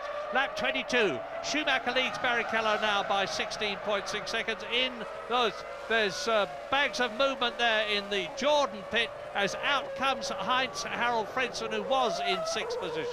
Well, I don't know what they're reacting to by bringing these cars in, because the mid-sector's just 3 seconds too slow. I know it'll come round quite quickly, but at the moment they're still, of course, they were on wets, so I suppose they're moving from wets to slicks, and I'm comparing them with Michael on the intermediates, but nonetheless it is still a touch too early for slicks. No, not now, I think, Martin. Mika Hakkinen has just done the fastest first sector, as you pointed out earlier on, but this is the fastest of the whole race, 25.7 compared with Michael Schumacher's 26.2. There is Jarno Trulli in 5th position in the Jordan, and the order is Schumacher, Barrichello, Coulthard, Verstappen still hanging on in the arrows, in the points in 4th place, ahead of Jarno Trulli that we have just seen. Heinz Harald Frentzen, both the Jordans are in the top 6, as are both the Ferraris. Mika Hakkinen in the 2nd McLaren is out of the points, he's in 7th place. Ralf Schumacher is 8th, and you watch now the Jordan, here it comes. Coulthard's getting some good lap times in now on his full wets. He's down to within 2 seconds a lap of Michael Schumacher. We're going to take a short break.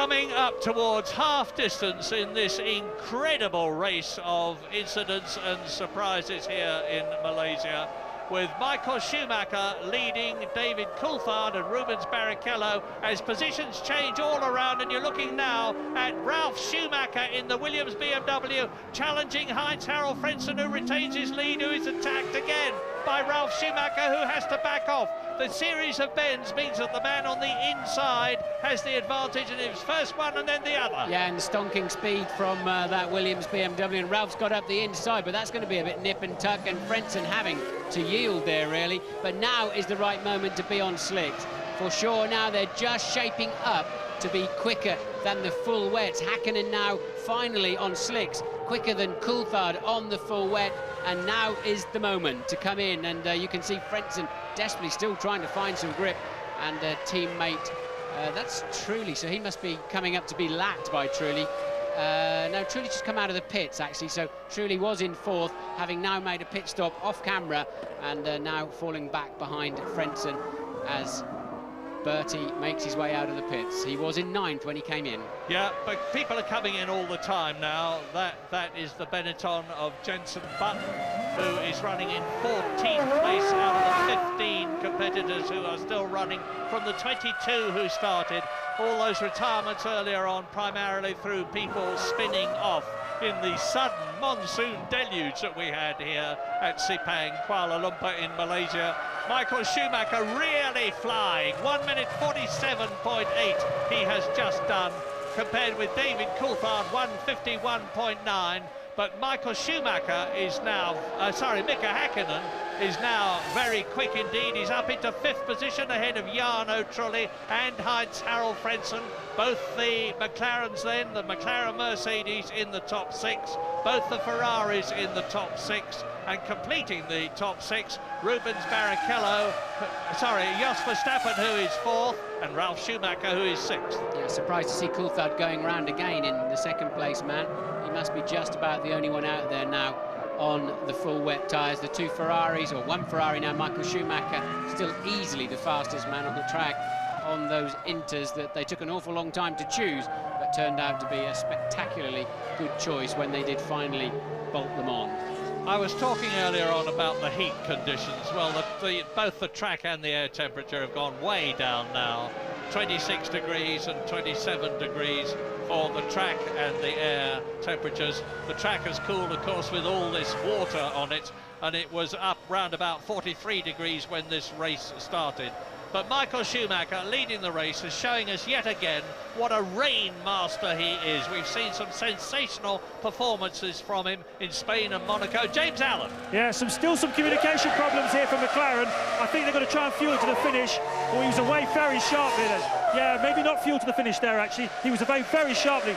Nearly took the hose out, 8.8 seconds. But still some communication problems there, Martin. And this is interesting for you. Those tyres were out of that blanket for well over 2 minutes, and the temperature has really dropped here. Is that going to hurt him? It'll make it a bit tricky for 3 or 4 corners, as he'll certainly understeer into turn 1 here. But did he get back out in front of Barrichello?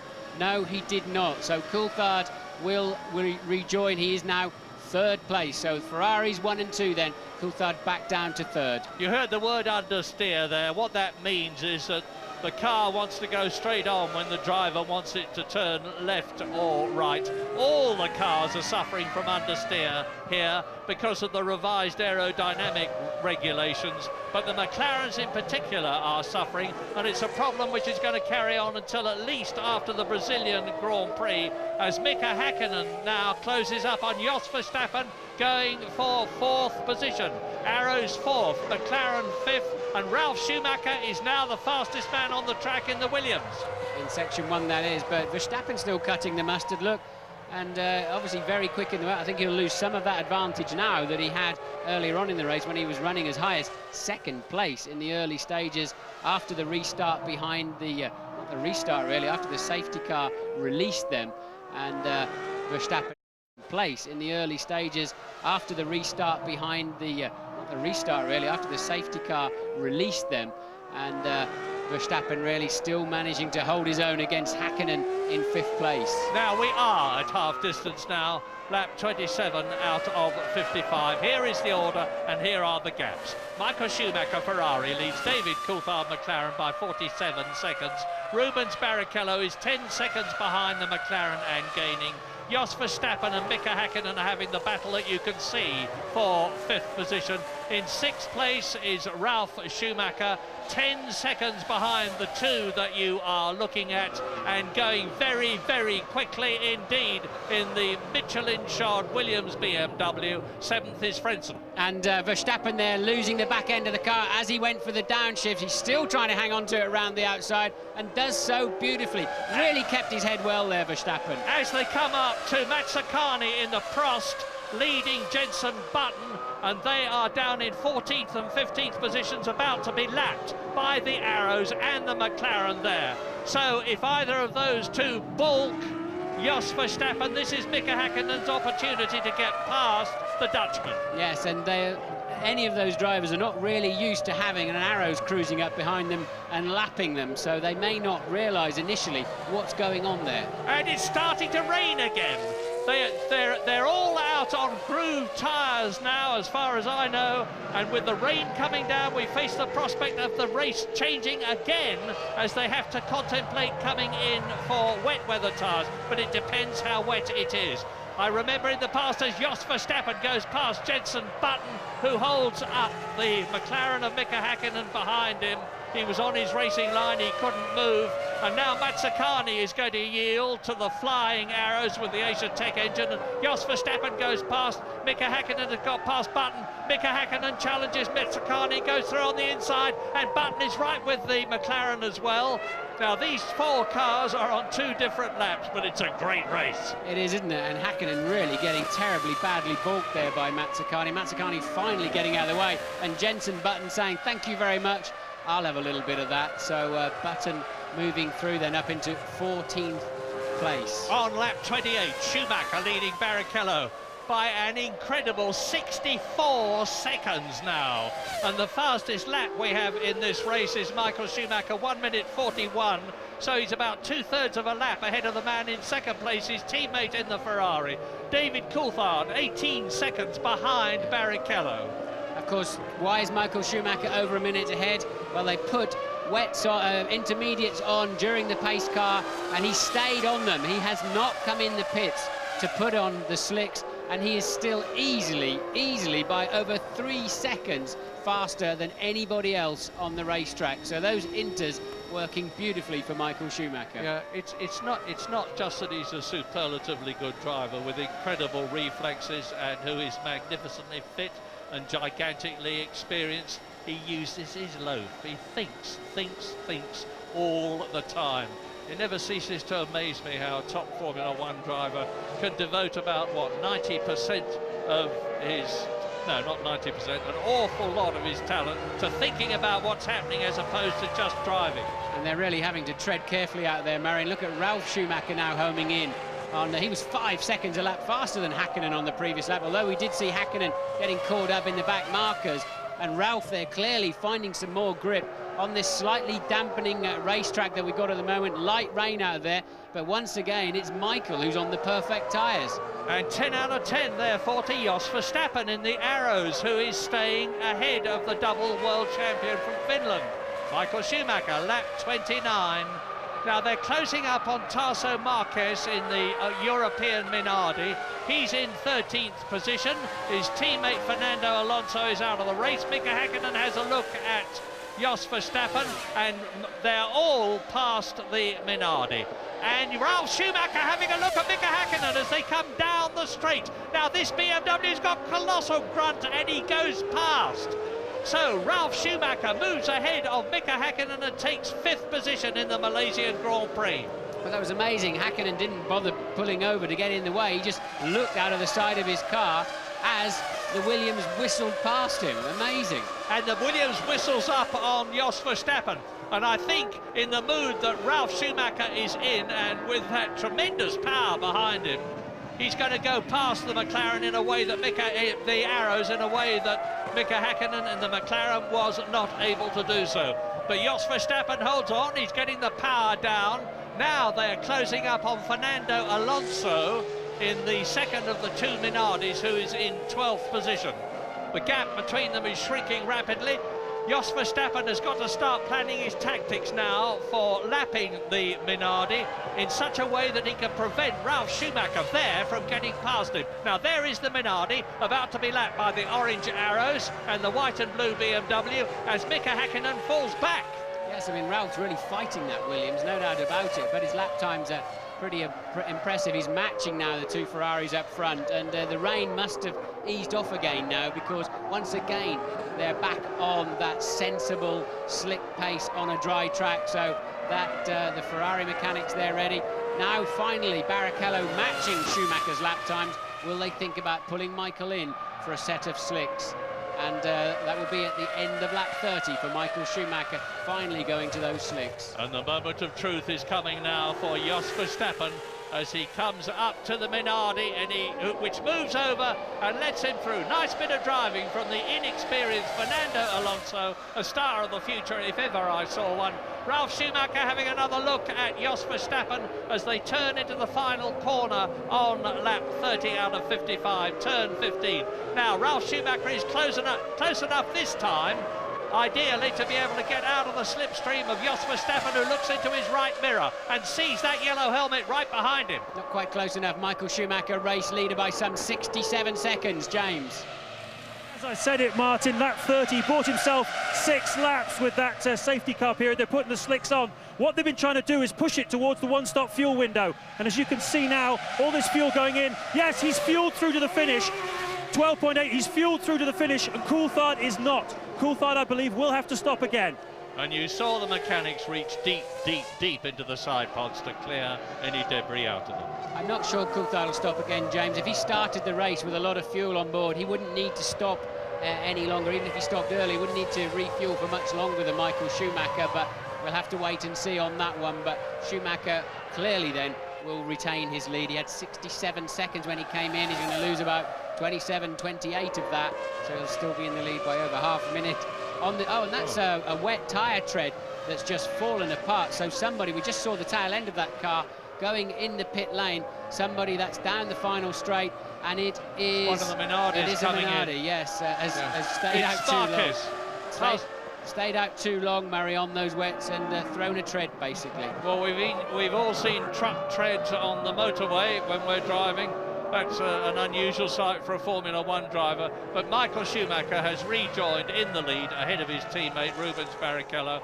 And there is Tarso Marquez with the European Minardi people swarming round him, changing his tyres. And there's Luciano Berti having a go at David Coulthard. That's to unlap himself if Berti gets through there.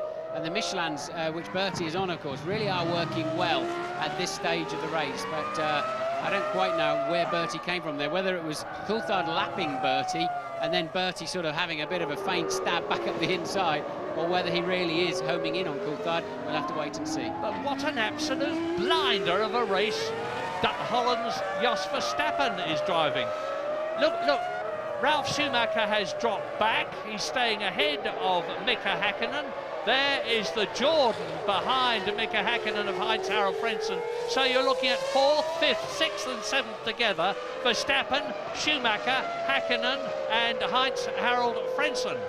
And Michael Schumacher continues, of course, to lead this race on lap 32 out of 55. And Ralf Schumacher has yet another look at Jos Verstappen, who again gives him the Dutch equivalent of, "Oh no, you're not my friend." Moves across, which he's entitled to do, and Ralf Schumacher has got to think again another day. Look at the gap between 4, 5, 6, 7. Very little. Yes, Frentzen homing in. He's some 2 seconds faster than that trio in front of him.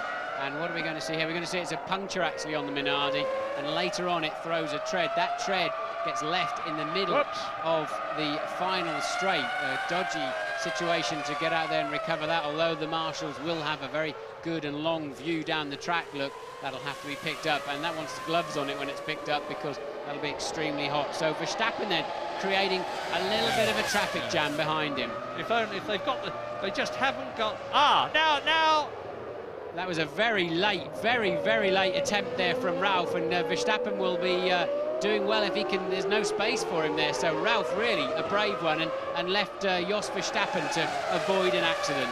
Who stays ahead of Mika Häkkinen, so Ralf Schumacher moves up into that place held by Jos Verstappen, up into 4th place. But Jos Verstappen still very much in the points, now with Mika Häkkinen breathing down his exhaust pipe, and Heinz-Harald Frentzen doing the same to the Finn, Mika Häkkinen. Look at that yellow Jordan as they come round the right-hander. He's having a go at Mika Häkkinen. I don't think there's enough braking zone into 4, and no, he can't make it in there, but Häkkinen clearly getting out of shape in turn 2 and giving Verstappen a bit of breathing space in the arrows, and Frentzen a look at him. But anyway, Häkkinen manages to keep what currently is 6th place. Now the bung has been pulled out for Ralf Schumacher. He's got a clear track ahead of him. We're going to see the power of that BMW engine. We're going to see the way the Michelin tyres hang on. We're going to see the way that superb Williams chassis handles the going here at Sepang, because the gap is ever increasing and Mika Häkkinen still can't get past. Race order then, lap 33 out of 55. Michael Schumacher, after what we believe is his final pit stop, leads his Ferrari teammate Rubens Barrichello by 28 seconds. David Coulthard is a further 25 seconds down the road, 3rd place. You've just seen Ralf Schumacher move up into 4th place, and the battle there is between Jos Verstappen in the orange arrows and Mika Häkkinen for 5th and 6th. Heinz-Harald Frentzen in the yellow Jordan is behind them in 7th place, and he is 18 seconds ahead of Jarno Trulli in 8th position in the 2nd Jordan. Fisichella is 9th in the Benetton, and Jean Alesi is 10th in the Prost. And with that news, we leave Sepang, but of course, as ever, we'll be back.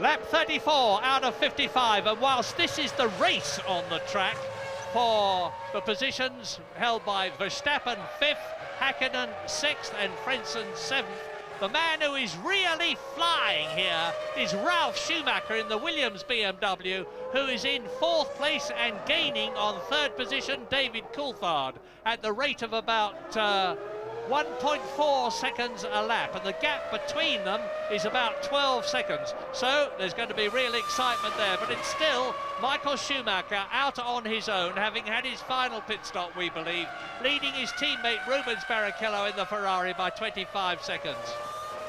Hakkinen just can't find enough straight line speed, even in the slipstream of Verstappen's arrows, and he can't stay close enough through 14 to have a good run.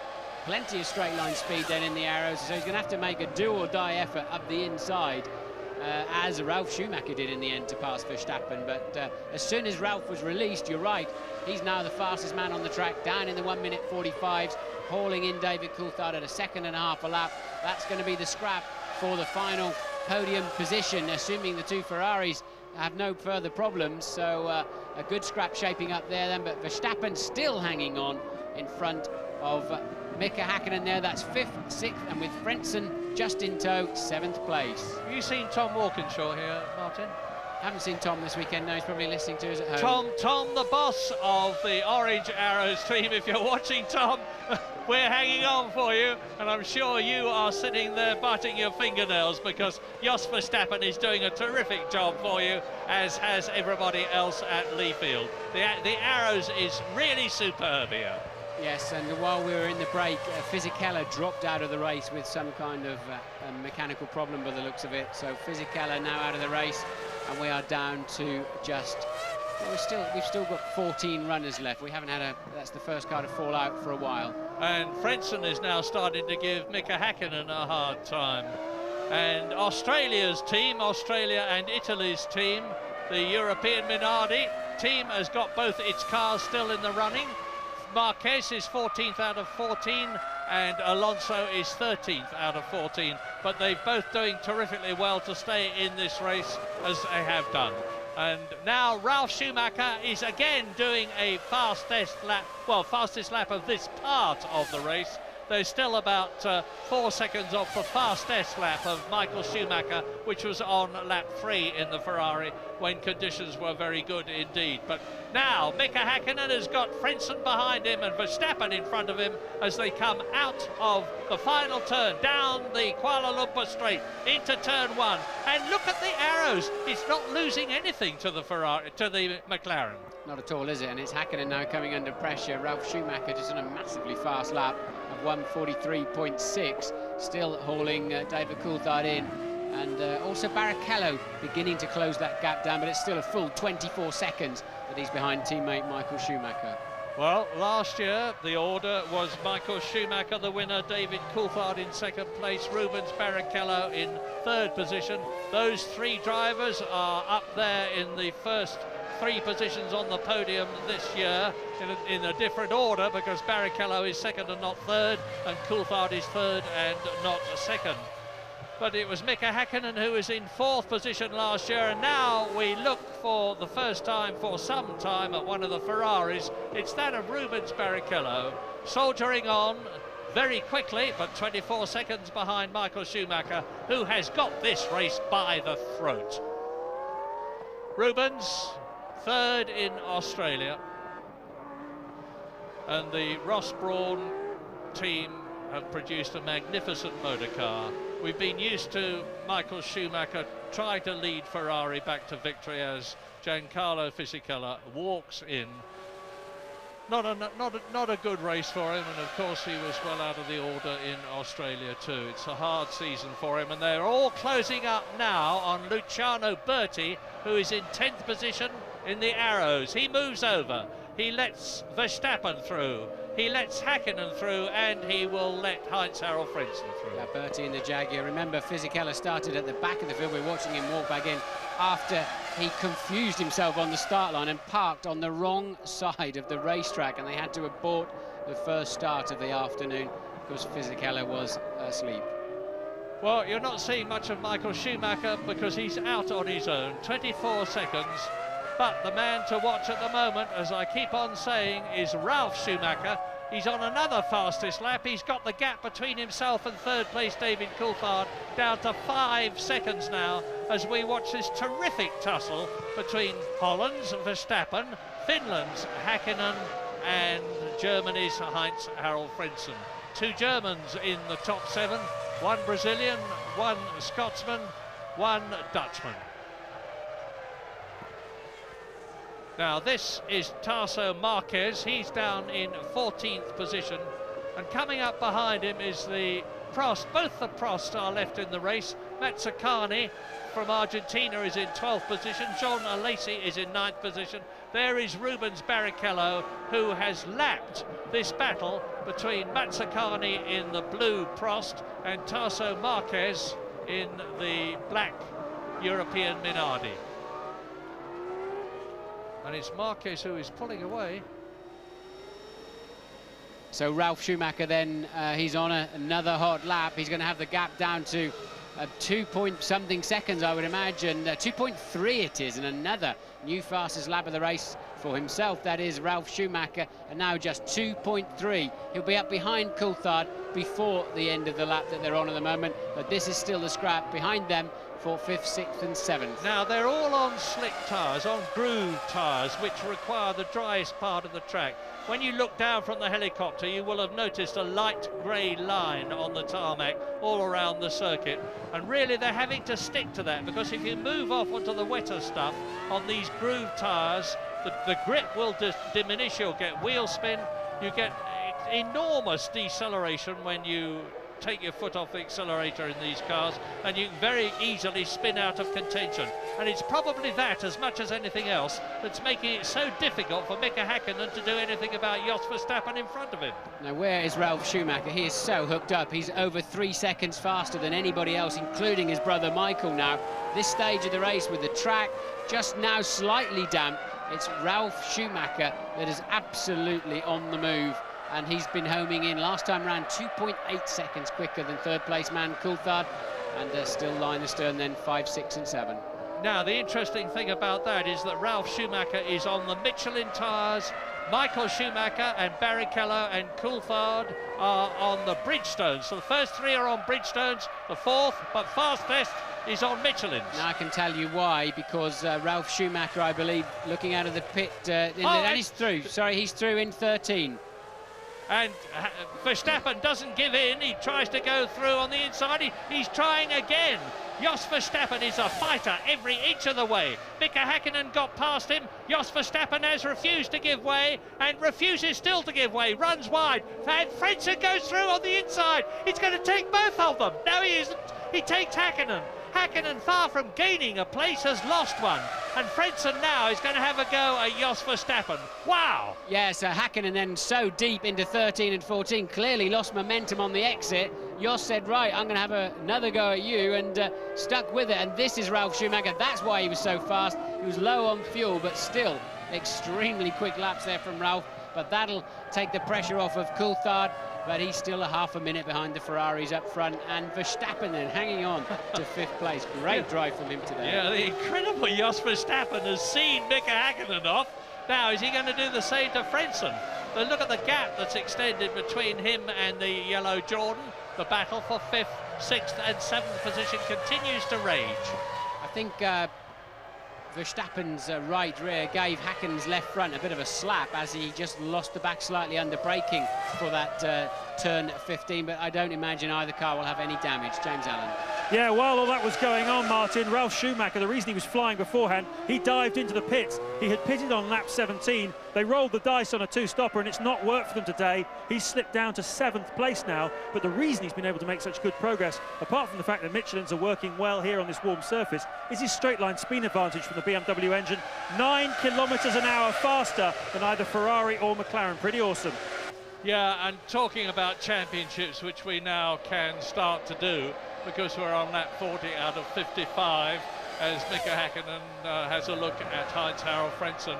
Ferrari, of course, are on a potential 16 Constructors' World Championship points, 10 for Michael Schumacher if he wins, 6 for Rubens Barrichello if he is second, and that would give them 30 points in the Constructors' Championship.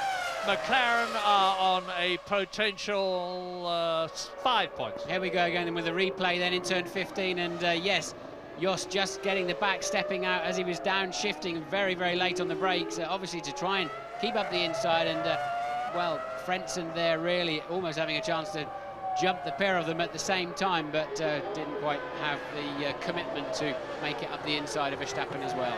We're going to take a short break.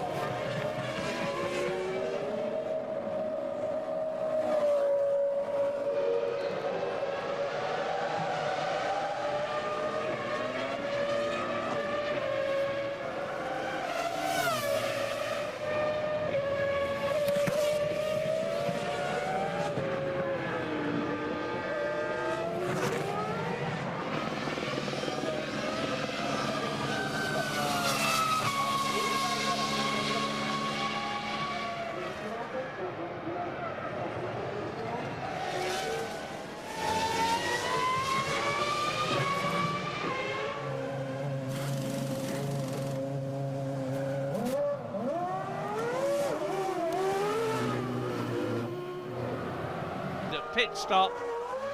The question is Mika Hakkinen, who has similarly been in for a tyre change, going to be in the points at the end of this race? It doesn't look like it at the moment. Barrichello had a 33.8 second lead over third place man Coulthard before he made the pit stop, so quite clearly he will remain in second place. Big question is, how much fuel does Coulthard have on board, and indeed Michael Schumacher up front? We think Schumacher can go to the end.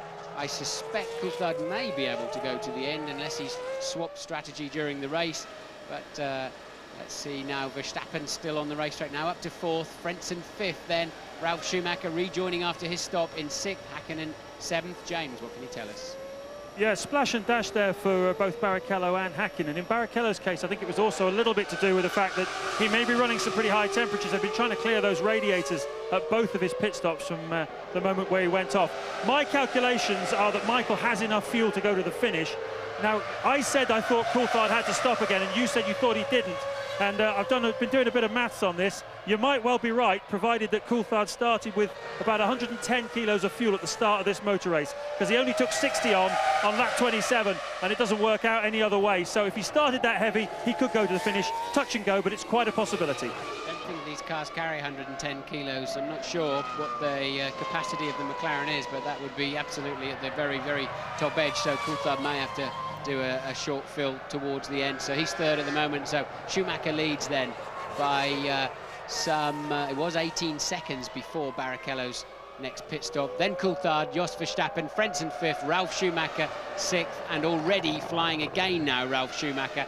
Now he's up and running with a new set of tyres. The point of all that Martin's just given you is that Mika Hakkinen is not, repeat, NOT in the points. He's in 7th position at the moment, and you look now at Jos Verstappen in the arrows, still staying ahead of Heinz-Harald Frentzen, still on a potential 3 World Championship points for a 4th position, which he will have richly deserved. His teammate Enrico Bernaldi, the Brazilian, in his 2nd Formula One race, long since disappeared from the Malaysian Grand Prix. Indeed, he was the 5th retirement when the conditions were just about at their very worst. Well, Verstappen, we think, will stop at the end of this lap. The Arrows mechanics are in the pit lane. He, of course, is the only Arrows driver in the race. Bernaldi dropping out very early on, getting caught out when the rainstorm came, and there are the Arrows mechanics in the pit lane. So Verstappen will finally have to yield to Frentzen via the pit stop, and the signals we're getting back from our information from the F1 ITV pit crew is that Frentzen does not have to stop again. Well, it's Tasso Marquez in the European Minardi, who is 14th.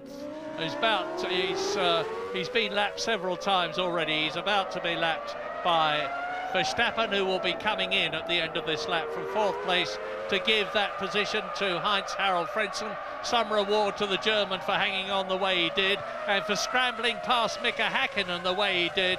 Marquez moves over, past goes Verstappen, past goes Heinz-Harald Frentzen. They go down into the reverse straight, the Penang straight, which leads up to the final corner on this lap, and you can expect to see Jos Verstappen go straight on into the pit lane, and for Heinz-Harald Frentzen to move up a place. There it is. Heinz-Harald Frentzen now in the Jordan is therefore in 4th position. His teammate Jarno Trulli is down in 8th position, with Mika Hakkinen 7th ahead of him. And the gap between Verstappen and Hakkinen was about 10 seconds, so Verstappen is going to lose positions, and he's going to have a struggle to be finishing in the points. Very tough one. Be careful if you're taking rip-offs off your visor doing slow speed. That's when they get sucked into your own radiator scoops or your own brake ducts or something. They're much better ripped off at high speed, making sure then that they go straight out. And that's a good stop from the Arrows boys, just 7 seconds. Clearly he's only got to have fuel for a further 12 laps, but a very, very good run there. And Hakkinen has now just set a new fastest lap of the race on your screen now, significantly faster than anything he's done up until now, so clearly enjoying a change of tyres. As Rubens Barrichello must be enjoying 2nd position, admittedly 41 seconds behind Michael Schumacher, but 6 seconds ahead of David Coulthard on this, the 45th lap in this 55-lap race. And the question now is not so much who is going to be third, that will be David Coulthard, not so much who's going to be fourth, which should be Heinz-Harald Frentzen. Their lap times are virtually identical, but who are going to be fifth and sixth. At the present moment, it looks like Ralf Schumacher and Mika Häkkinen, but Mika Häkkinen is putting on a tremendous charge in the McLaren. Depends how much fuel Coulthard's got on board, as we've said before. Really, it must be touch and go for him to get to the end of the race. If he has to pit, I don't see him being able to maintain that current third-place podium position. We're taking a short break.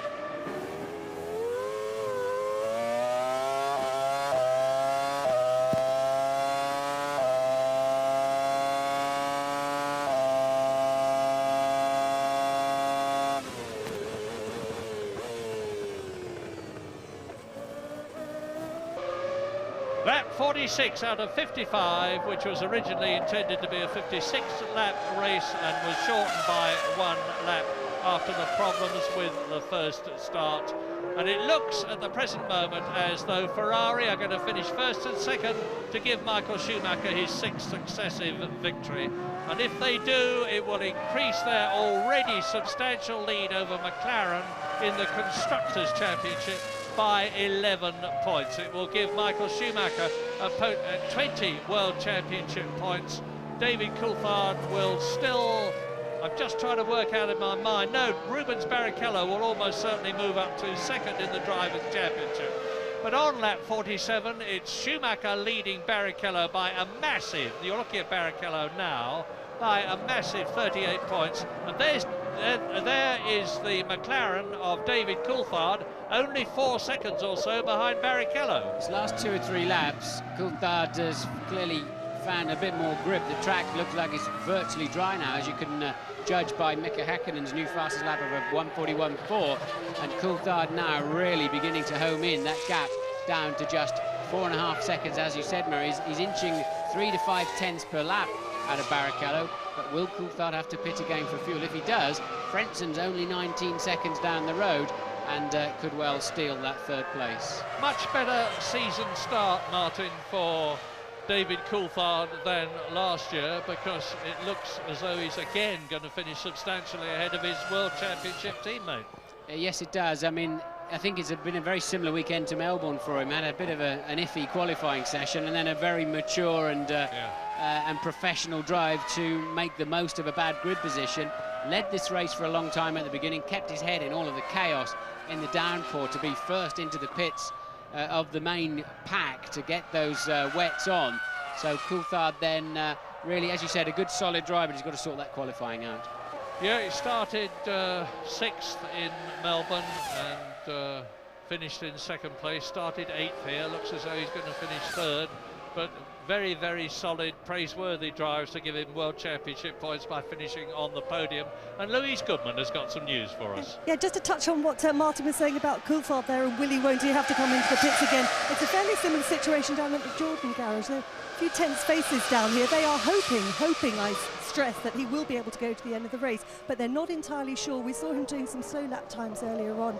I was questioning whether there was something wrong with the car. In fact, he was just conserving fuel. So, as I say, rather uncertain at the Jordan garage whether Frentzen will be able to make it to the end of the race, but we're all keeping our fingers crossed down here. Thanks, Louise. Well, the first 6 positions are looking fairly solid at the moment on lap 48 out of 55, with that 36-second gap between the 2 Ferraris.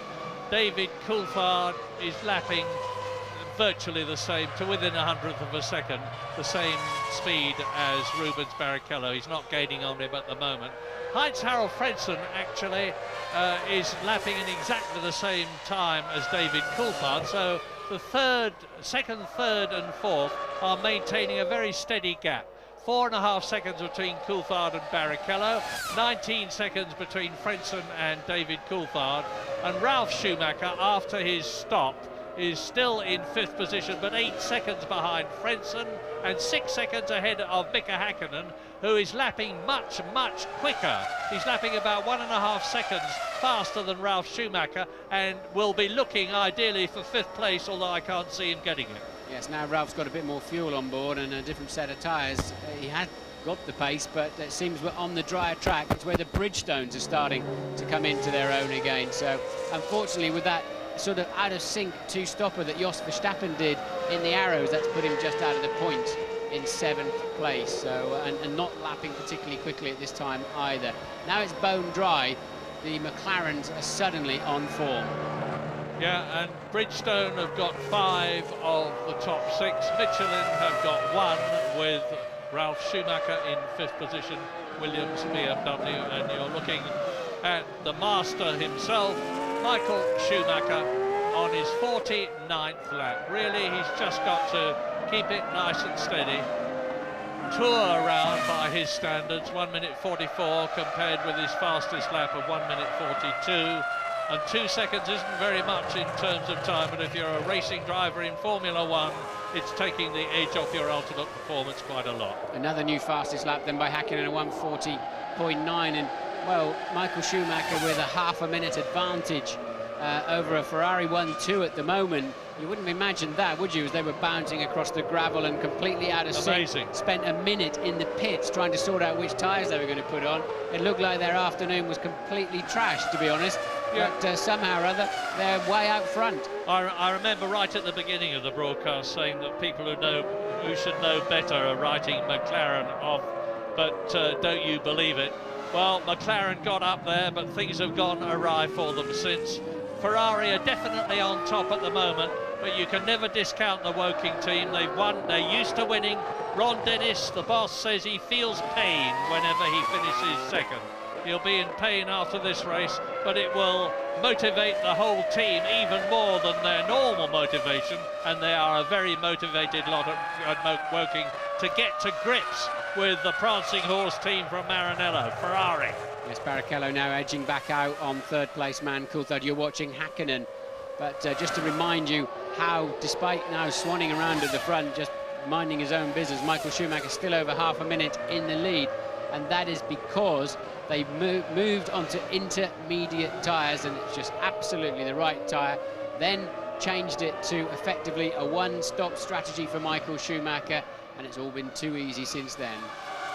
Yep, Mika Häkkinen crosses the line. He's on his 50th lap now. He's just past the Prost of Jean Alesi, which is in 9th position and has therefore been lapped. There are 7 people on the same lap. They are Schumacher leading, Barrichello 2nd, Coulthard 3rd, Frentzen 4th, Ralf Schumacher 5th, Mika Häkkinen that you are looking at in 6th position, and Jos Verstappen in the Arrows, just out of the points by 1 position, is still on the same lap as Michael Schumacher, albeit 1 minute 32.6 seconds behind. which is very nearly, it's the difference of about 10 seconds between being lapped. But to finish on the same lap as Schumacher here, and today's conditions will be no mean achievement, as you look at Ralf Schumacher, 5th position. And look at Mika Häkkinen then, just 2.4 seconds behind last time over the start-finish line, and already some 1.1 seconds up on this lap, hence the gap you can see before your very eyes. And what a turnaround in a few laps, isn't it? It was just 7-8 laps ago that it was Ralf Schumacher climbing, despite, albeit with less fuel on board at the time, climbing all over the back of that McLaren and just breezing past it down the straight. And now the roles are very much reversed as Häkkinen homes in on a possible 5th place and 2 World Championship points. An awful lot of brake dust coming out of the back of Ralf Schumacher's Williams there. I wonder if he's beginning to suffer with brake problems. BMW power, it says on the back of Ralf Schumacher's Williams. Mercedes-Benz power for the McLaren behind him.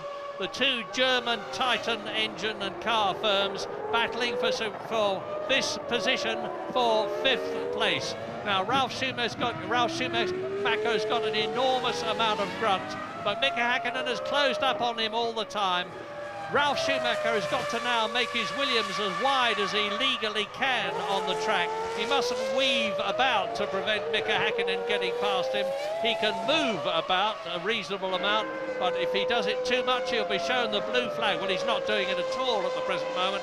We're on lap 51 now, 4 laps to go at the end of this one. The two Ferraris still way out ahead as Ralf Schumacher in the Williams, Mika Häkkinen in the McLaren close up on a competitor in front of him. I just saw the car, I couldn't identify which one it was, but I think it's Mazzacani in the Prost. There it is as they go round the long right-hander at turn 3.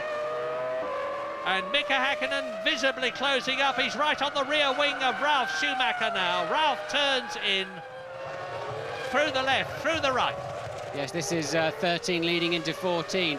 And I believe Häkkinen has the much better car under braking, so if he can stay anywhere near the gearbox of that BMW Williams, which he is just about managing to do, coming onto the dry line now, and well, he's not really close enough. Look at the black dust pouring out of that Williams under braking, just pouring out of the front wheels, and I'm sure that Ralf has got some kind of brake drama. Maybe the fronts are getting a little bit too hot. You can see them glowing heavily as they go into turn 9, but this is down to turn 1.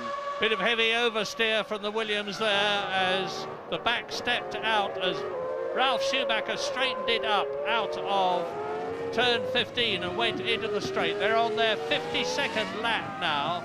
3 laps to go at the end of this one. The two Ferraris still way out in front. David Coulthard is not making any impression on them from 3rd position.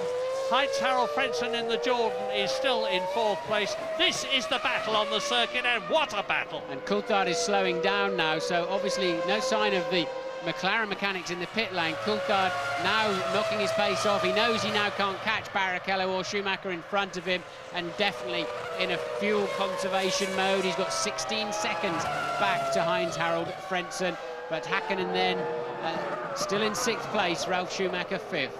Now, the one question in my mind is Mazzacani going to get in the way of Ralf Schumacher and Mika Häkkinen as they close up on the Argentine driver in the Prost to lap him again? He's been lapped twice already. Now, one of Häkkinen's favourite overtaking plays, he's not quite close enough, is into this next, turn 13. He's not close enough on this occasion, but he pulled a couple of nice strokes there last year and earlier on today too, but still look, he moves out of the slipstream. He doesn't want to go on that wet patch and cool his tyres down, but he's just losing the toe then. Yeah, so turn 15, last corner of this lap. Interestingly, the Williams has got better traction, hasn't it? Although he's always going to be on the throttle pedal at least a car length ahead when he's in front. But it does appear that the Williams has got better traction than the McLaren. which is why he may well get the advantage when he comes up to Mazzacani out of this slow turn 2, which they take at about 50 miles an hour, having closed on it at nearly 190 miles an hour, and it is quite incredible how late they can back off and brake. Now, there's Mazzacani in the frost. He is in 12th position in the blue car. He moves over, Schumacher through, Hakkinen through, battle over between those three. In fact, it wasn't a battle at all. And Ralf Schumacher now on his 53rd lap has got to keep this up for another 2 laps to prevent Mika Hakkinen getting an extra point. 2 points for 5th position, 1 point for 6th place, and it's still 2 McLarens in the top 6, 2 Ferraris in the top 6, 1 Jordan in the top 6. I would think Ralph's got a long brake pedal in there. The front discs are very, very hard. We've seen it a couple of times now. The camera's homed in on Ralph's front brakes. That means they're probably well over 800 degrees centigrade at the end of the braking zone. And Ralph always losing out under braking to Hakkinen, but has got the traction and the grunt down the straights to make it stick at the moment. And of course, one Williams in the top 6, and you are looking at it. The unfortunate Juan Pablo Montoya disappeared on lap 5 of the 55-lap Malaysian Grand Prix, and Michael Schumacher is now on his penultimate lap, 54 out of 55, still just under 30 seconds ahead of his teammate Rubens Barrichello, as you watch Ralf Schumacher continuing successfully to stave off the McLaren Mercedes of Mika Hakkinen. So the big question, do you risk 1 point to try to make 2? And that's what Hakkinen's facing at the moment. Does he? Because the only way he's going to pass him is a wild stab up the inside into probably 13 or 15, something like that. Maybe 9 if he can stay anywhere near him on the exit of 8. But he may risk 1 point by running into him to take the extra 2. Well, common sense says no, but now Michael Schumacher from Hörth in Germany, although he currently lives in Switzerland, is on his victorious way in the Ferrari. You're looking at him now. He's driven a quite superb race, and I seem to be saying this all the time these days, as I do about everybody at Ferrari. They are definitely not in the ascendancy, they are on top at the moment. They fought so hard and so long to stay ahead, get ahead of McLaren. They got ahead in the Constructors' Championship the year before last. They won both the drivers and the constructors last year. This is going to be Michael Schumacher's 6th successive win. He won the last 4 races of the year 2000. He's going to have won the first 2 races of 2001. He is looking increasingly invincible, but as I've said many times before, anything can change in Formula One. McLaren will fight hard to close the gap between themselves and Ferrari. They have an enormous amount of pride, but Michael Schumacher is the man at the present moment. He's not very far off from the closing corners of the 3rd Malaysian Grand Prix, the 3rd time we've been here in 15 months to this quite magnificent facility, undoubtedly the best in the world. And Michael Schumacher is coming up now to the last corner to win again in Malaysia, to take 10 Drivers' World Championship points. It's not who's going to win, Michael Schumacher. It's not who's going to be 2nd, Rubens Barrichello. It's not who is going to be 3rd, David Coulthard. It's not even who is going to be 4th, Heinz-Harald Frentzen, as Michael Schumacher wins in Malaysia. The question is, who is going to be 5th? Is it going to be Ralf Schumacher or Mika Hakkinen? Yes, so 6 wins then, Murray, for Michael Schumacher. 6 consecutive poles, 6 consecutive wins. That's only beaten by the great Fangio, isn't it? For 9, yep. Ascari, sorry, for Ascari, 9, yep. For 9 consecutive wins. Coulthard goes over the line for yet another podium. The same 3 men on the podium, slightly different positions, and Ralf Schumacher, and only 3.8 seconds behind Frentzen. Look, Ralf Schumacher is going to keep Frentzen 4th, Ralf Schumacher 5th, Hakkinen final point in 6th. What an incident, Phil, what an eventful Malaysian Grand Prix. They were worried here that they wouldn't get a very impressive attendance, but in the end they've got one. Thousands and thousands of people from overseas and the home country Malaysia have come to see a truly thrilling and exciting race after one of the most exciting qualifying sessions I've seen for a very long time. We're going for a break and we'll be back to give you a roundup.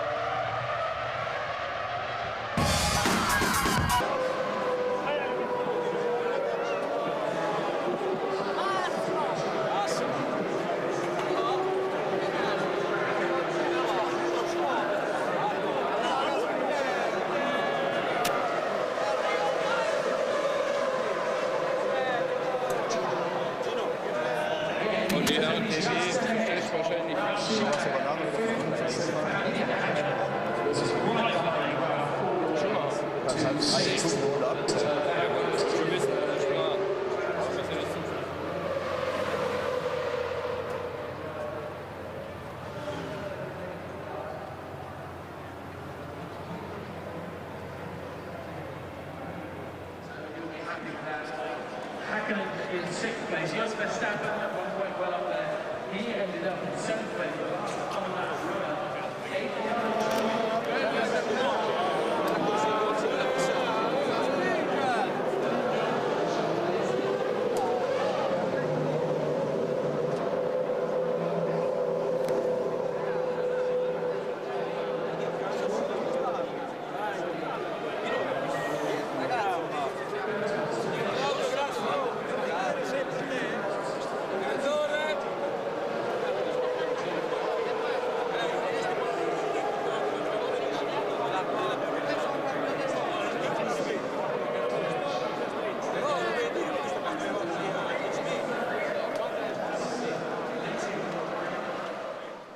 Billy Weber, your boy did well again. Michael Schumacher, 6 wins in a row now.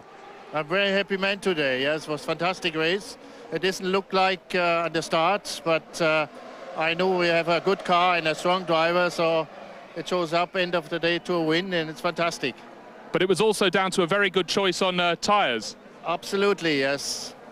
Very good choice. Okay, Billy, well done.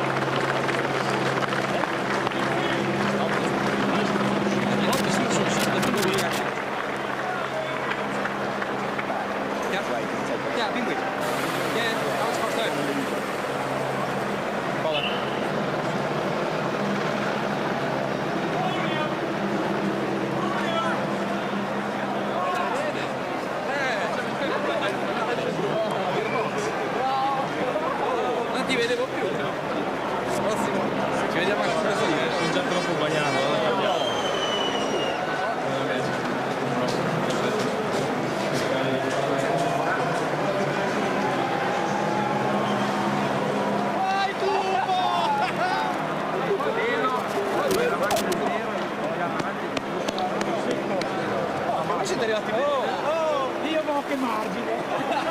Posso dire? Dov'è? No! Dov'è la gomma?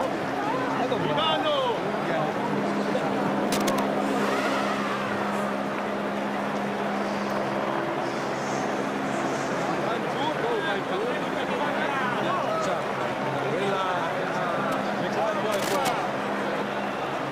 Arriviamo!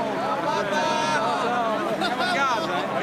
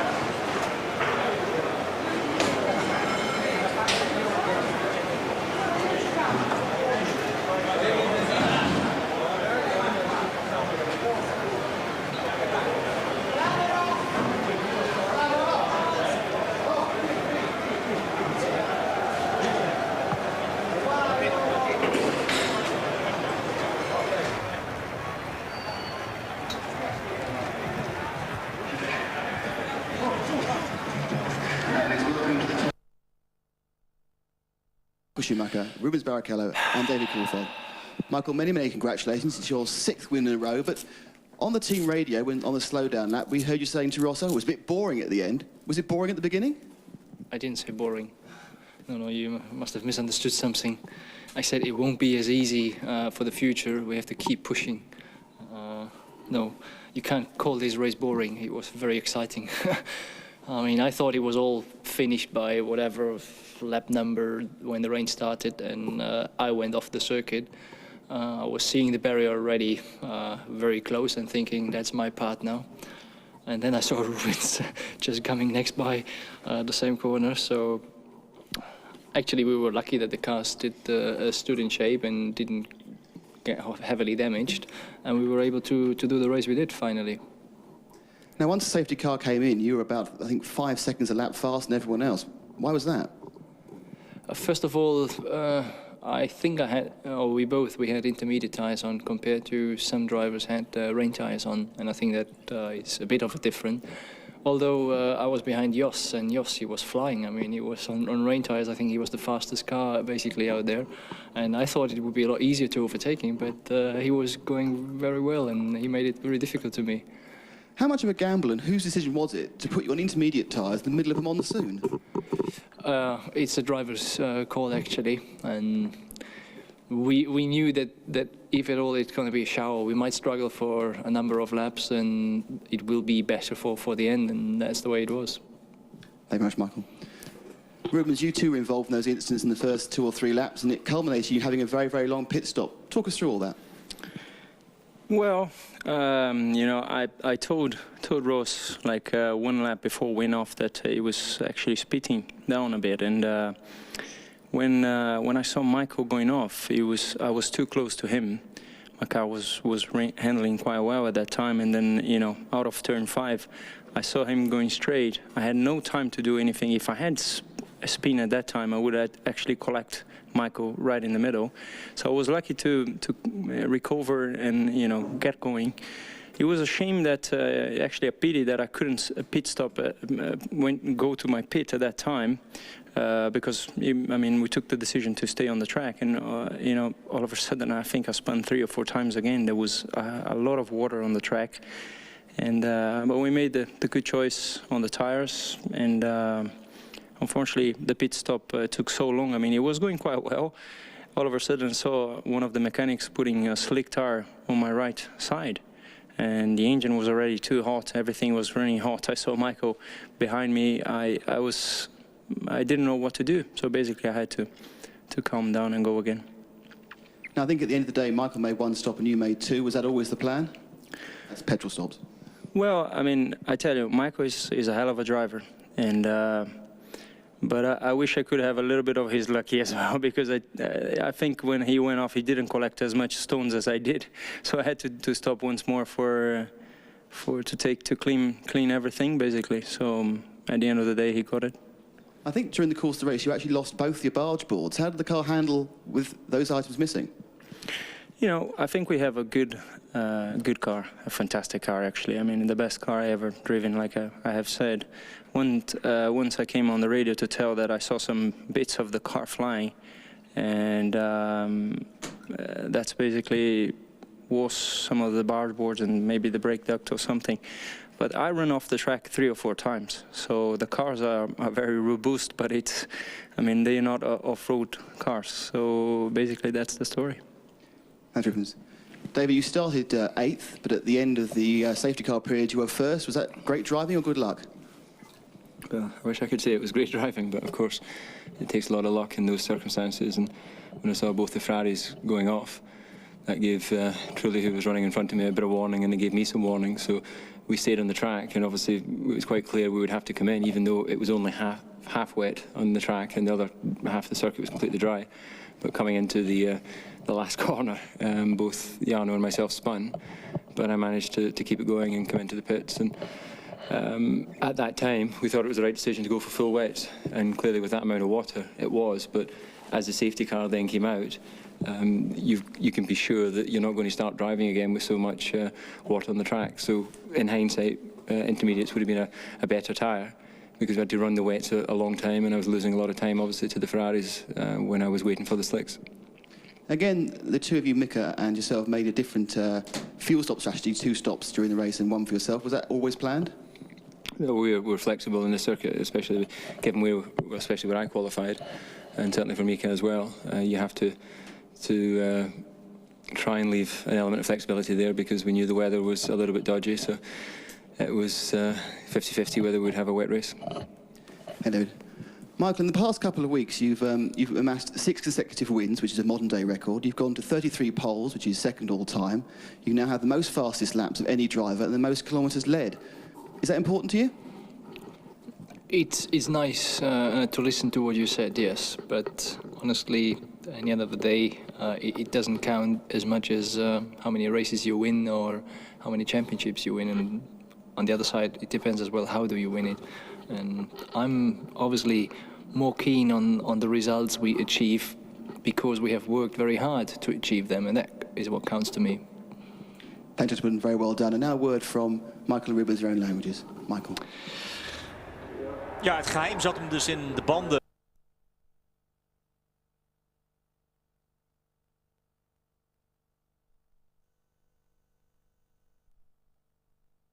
Heel veel moeite om in te halen. Maar daar zat hem dus het grote verschil in, Tom, in de rondetijden. Ja, dat was al een beetje frappant anders. Ja, ik durf het bijna niet te zeggen, maar ik denk, nou, die rijden met traction control, dat kan niet, dat mag niet. Zo soepel als ze overal omheen reden. En nou, gelukkig, het waren gewoon intermediate banden. En zoals Michael al zelf zei, wie heeft die keuze gemaakt van die banden? Hij zei, nou, die heb ik zelf gemaakt. Riders decision. Duidelijk antwoord van Michael Schumacher. Rubens Barrichello was ook wel mooi, wat hij zei van ja, Michael is een hell of a driver, is een geweldige coureur natuurlijk. Maar hij had ook wel het geluk dat toen hij in de grindbak belandde, hij wat minder steentjes oppikte. En ik moest nog 2 stops maken om in ieder geval alles weer te laten verwijderen. Verloor ook nog wat stukjes bodywork door zijn uitstapjes.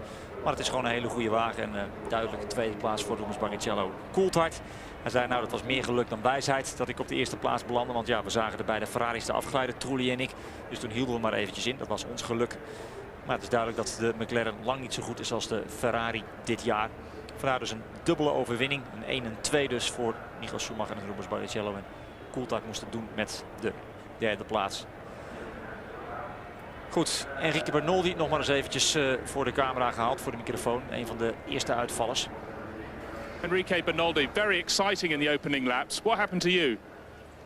I went out of the track on lap 4.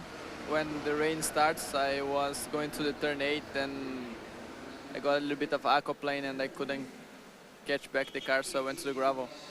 When you arrived at that corner, was it much more water on the track than it had been at the previous corners? Yeah, was much more water. I think together with me, 2 cars went out in that corner, so it was quite difficult and unfortunately I went out. Bad luck. Better luck at home. Thank you. Ja, het was dus glibberen en glijden in die bocht. Op het ene gedeelte van het circuit was het dus kurkdroog en op het andere gedeelte regende het keihard. En dat zorgde voor de bizarre taferelen. Wachten dus even op de hoogtepunten van de race. Nou, daar komen ze aan. Meteen al hectiek bij Ferrari. Michael Schumacher moest gaan rijden in de reserveauto. Er was ook een probleem bij Heinz-Harald Frentzen met de Jordan. Maar die had het geluk dat, kijk hier, Fisichella zich vergist in de plek. Dat betekent nog een keertje starten en daardoor kon Frentzen zijn oorspronkelijke positie weer innemen. Nou, let zo meteen op de start. Touché die we zo meteen gaan krijgen van Barrichello en Ralf Schumacher. En de bliksemstart van Jos Verstappen, die daar al een paar heeft te pakken. En precies op de goede plek, zeg. Hier komt het moment dat Ralf Schumacher wordt aangetikt door Rubens Barrichello en spint. En dan duikt Jos Verstappen overal en alles tussen alles en iedereen door en rukt op naar de 6e plaats. En hij kan weer van vooraf aan beginnen, Ralf Schumacher. Goed, toen was het nog droog. Natuurlijk ook Jordan blij. En dan vliegt er daar al een wagen van de baan af. En dat is Olivier Panis met een brandende Honda motor. Dan gaat het dus regenen en kijk, dan gebeurt dit. Er eerst Michael Schumacher in de grindbak. En dan denkt Barrichello, oh, moet ik daarheen? Ze kunnen elkaar nog net ontwijken. Kijk eens wat een stortbui. Ook Verstappen even van de baan af. Maar hij blijft aan de goede kant van de grindbak. Frentzen en Coulthard zijn ook een keer het haasje. Dat betekent dus dat er maar één ding op zit. Dat is namelijk banden gaan halen, andere banden. Bij de meeste teams kiezen ze voor regenbanden. Kijk maar, full wets. het geval ook van Mika Häkkinen.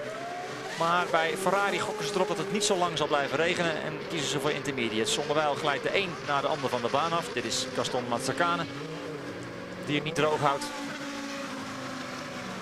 En het was aquaplaning voor het Zuiverse stoort. Ja, er stonden niet altijd banden klaar. In het geval van Ralf Schumacher dus ook niet. Woest was die. En hup, daar nog een keer een uitstapje van de Ferrari. Van Rubens Barrichello. Montoya, het was zijn dag niet. En Barrichello zegt van, hé, waar zijn mijn banden? Nou, die kwamen uiteindelijk wel en hij zou tweede worden. Daar gaat Fernando Alonso in de ronde. Ja. En Andy Jordan schrikt een beetje. Safety car daar maar eens in de baan. Dat leek me een goede beslissing van de wedstrijdleiding. Om de boel te neutraliseren. En dan vinden Barrichello en Schumacher zichzelf terug op de 10e en de 11e plaats op dat moment. Vrij uitzichtloos zou je zeggen. Maar als de safety car dan weg is, dan gaan ze aan een indrukwekkende inhaalrace beginnen. En in 6 ronden tijd is Michael Schumacher gewoon weer koploper. Zij rijden dus op intermediates. Een tussenvorm tussen droog en nat weerbanden. En dat blijkt de beste keuze te zijn. Dus heeft niemand eigenlijk een kans tegen de Ferraris. En rijdt Schumacher op dat moment een gewonnen race. En ook Barrichello haalt de McLaren's makkelijk in. Op dat moment Jos Verstappen nog op de 2e plaats. Maar ja, hij houdt het niet. Moet Schumacher en Barrichello voor laten gaan. Hij zou uiteindelijk 7e worden. Maar hij heeft zijn huid duur verkocht.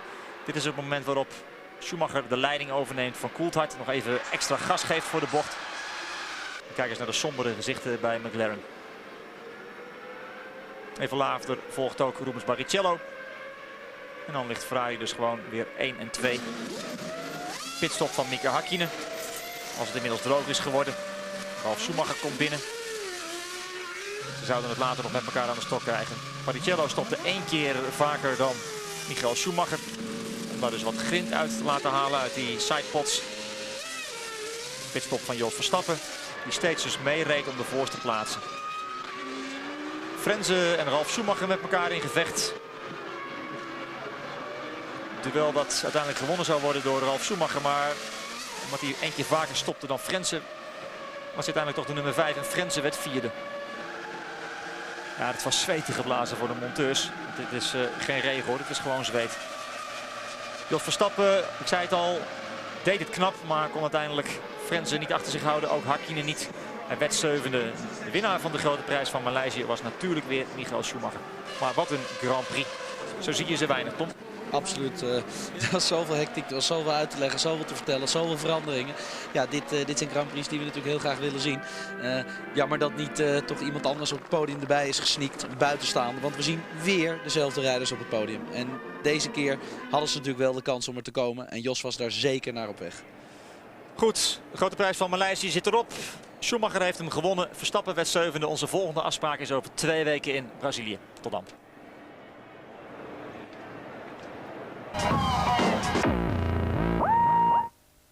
Great thinker Ross Brawn has done it again. Let's go straight to Sepang and talk to Ross. Here he is with James Allen. 20 minutes live in the premiere studio over there. Okay, I know you've got to go to the podium. I'll keep it quick.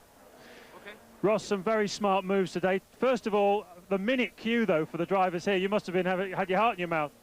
Well, it was my fault. With all the confusion of cars falling off, I called Michael first and Ruben second, so we had Michael's tyres. So I screwed up. The only thing we could do then is make sure we got the right tyres on the right car, because then we would have had a big problem if we didn't. But the intermediates was a good choice, and we recovered. Do you think that's what won the race for you today? Yeah, for sure. And then, of course, did you switch from a one-stop to from a two-stop to a one-stop after that? You seemed to push it obviously on the fuel window quite a long time. Well, I'm not going to tell you that, James. We had a Go on, Ross. We had a problem with Ruben's car because he picked up a lot of grass and started to overheat. That's why he had to make his extra pit stop. But I'll tell you when I retire. If you get 9 lives, you've had one of them today then, haven't you? I have, yeah. Straight from Ross Brawn to the press conference. We heard you saying to Ross, it was a bit boring. 50-50 whether we'd have a wet race. He started well this season. There's confirmation about those successive wins. 6 out of 6 for Michael Schumacher, but the only driver who has won all 6 starting from pole. Tony, tyre choice absolutely crucial today. critical, but also if they'd checked the weather at the airport for the last 4 out of 5 years, forecasters? It's rained on March the 18th, and I'm sure they would have checked on that and expected the monsoon to come in. But tyre choice was critical, and of course, so these Ferrari guys do everything together, front rows of the grid, and they go off together as well, and then finish 1-2 together after. Look at this, what happened here. This is what they're talking about in the press conference. Panis had gone off there early. We suspected some oil on there, but oil and water don't mix. There's the double red. Deep inside goes Schumacher. Past him goes Rubens Barrichello. Gets back onto the track first, and there's Schumacher just about struggling to get back on. Dropped down to 10th and 11th after the safety car came off. Conditions worsening. Villeneuve goes off backwards through the gravel trap, promptly followed by Nick Heidfeld in the Sauber. He's also beached and out of the race early on. And there's Enrique Benoldi, the Brazilian, going off as well. So early casualties, and these guys got out of jail. Jarno Trulli, who led after this behind the safety car, and right behind him, see him just coming off, there's David Coulthard, as he said, and they both got into the pits very quick. And then when the Ferraris went into the pits, I mean, Barrichello had over a minute stop, didn't he? And we thought it must be up for the Ferraris. Well, it was shades of 99 in European Grand Prix. That was the same sort of thing. Dry, wet, dry, wet. Johnny Herbert won that one. You remember when he was cloud watching. But coming in, it looked like bedlam, because there's a queue. Look, right, out goes Barrichello, and Michael Schumacher's got to queue up. Ross just gave us the answer to that as well, apart from Schumacher choosing the intermediate tyres. You know, it's like where they said afterwards in Italy, they put the big tyre in the town square. And so we found your tyre. Remember after it was lost by Irvine, and he went down the order. And then very soon after the restart on the back of the safety car, we realised that Ferrari had actually got it absolutely right.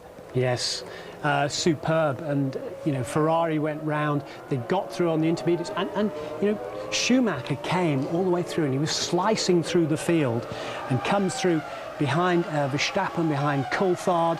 But the restart there, Coulthard got the jump on Frentzen extremely well. But Verstappen, for me, he was the driver of the race. Very unlucky not to make a point Very for the unlucky. arrows. He went from 18th to 6th on the start. It was unbelievable.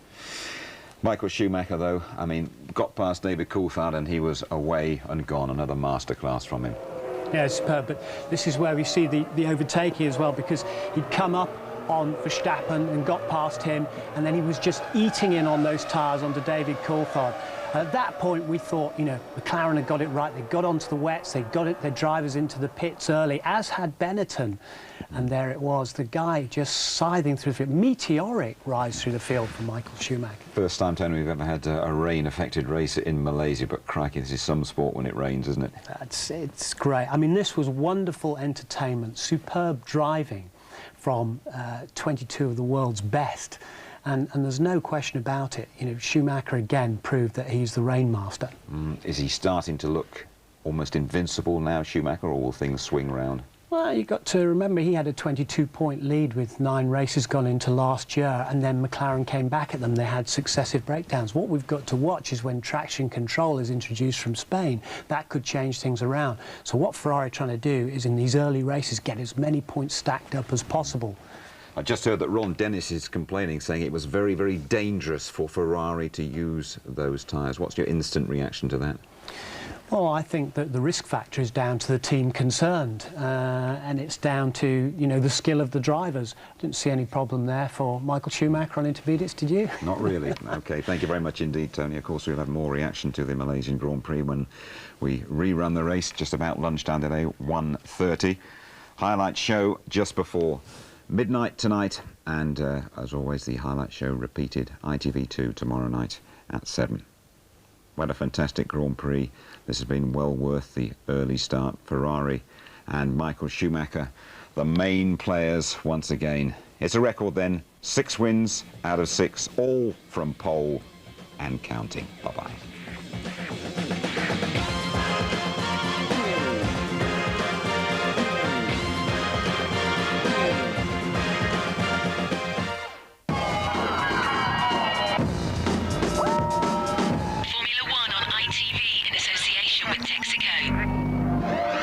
Ross, congratulations. Another double victory. When the rain starts, how close have you been to a heart attack? Well, it was my fault. I saw the cars different coming in the pits and called Michael first and Rubens second. So I screwed it up. So I'm very relieved that we managed to get it back again. And obviously the choice of intermediates was perfect as it turned out. But yeah, a bit embarrassing. When Michael was on 11th position, did you think about victory at this point of the race? Well, I saw what tyres other people had, and we'd seen intermediates this morning. So I thought we had a chance of recovering. So yeah, I thought we did. I mean, there was quite a big gap between Ferrari and the rest because Michael and Rubens were driving like slalom. You know, what was the reason for that? What do you think? Well, they didn't want to fall off again. We've been off the track too often, so it was just being very cautious because we knew they were still going 20 seconds faster than the safety car, so it was enough to catch the safety car up. So that was the reasoning. Thank you.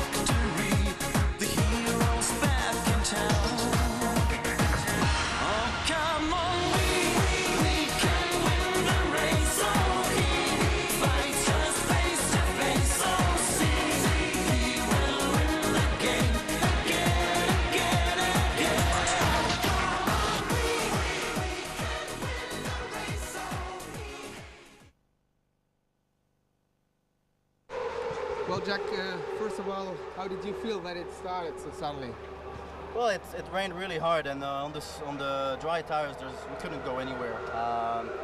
There's no way we could drive. You couldn't see anything. Nobody had the wet lights on, and suddenly we're just in the gravel trap. So just a big surprise. Circumstances like this, what would you suggest? Nothing. You just have to be more clever than the other ones and stay on the track.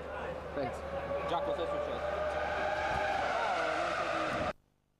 Well, Pablo, first of all, it started with an awful Friday, another nightmare on Sunday. So how long do you think you need to forget about this weekend? I think now already. I think the weekend I can get a day off. It's over. I'm a bit disappointed because the car was good. And I didn't have any running on Friday. I still was 6th in the grid.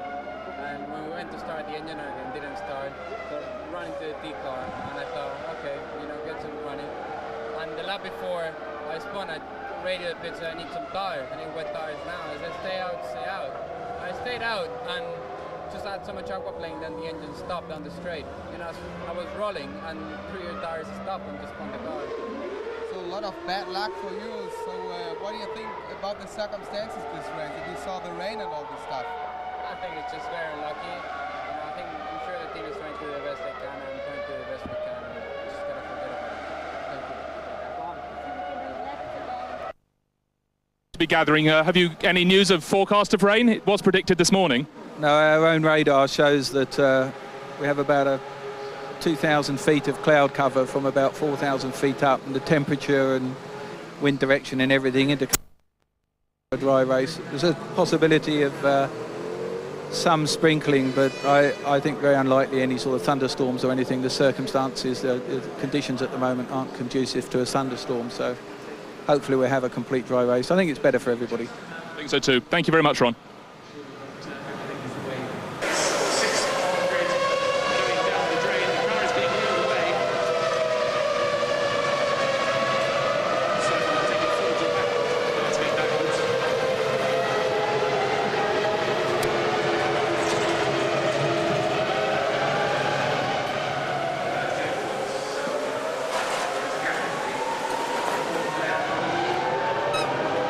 No. Repeat only, yes or no. Can we start it? Tika.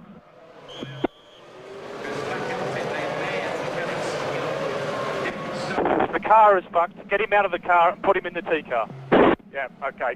One, get out of the car. Get out of the car. T-car. T-car. One's on his way for the T-car.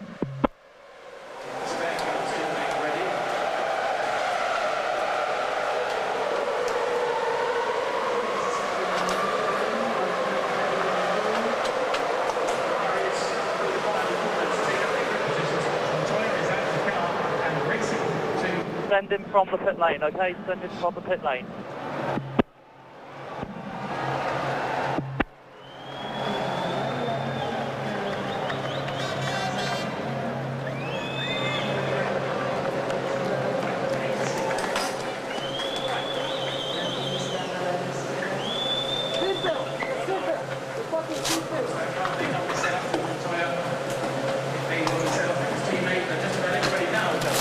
Stewie, start motor, please.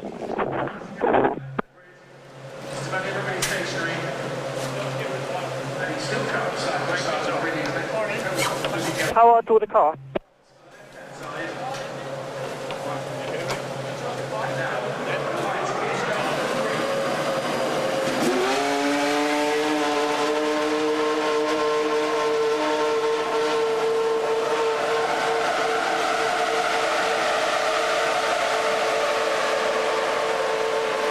Okay, one. Confirm. Start from the pit lane. Everybody's gone.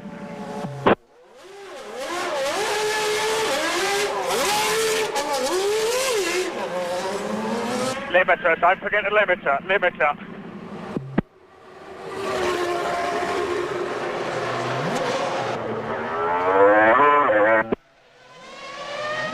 Okay, we're going. Settle in, let's go.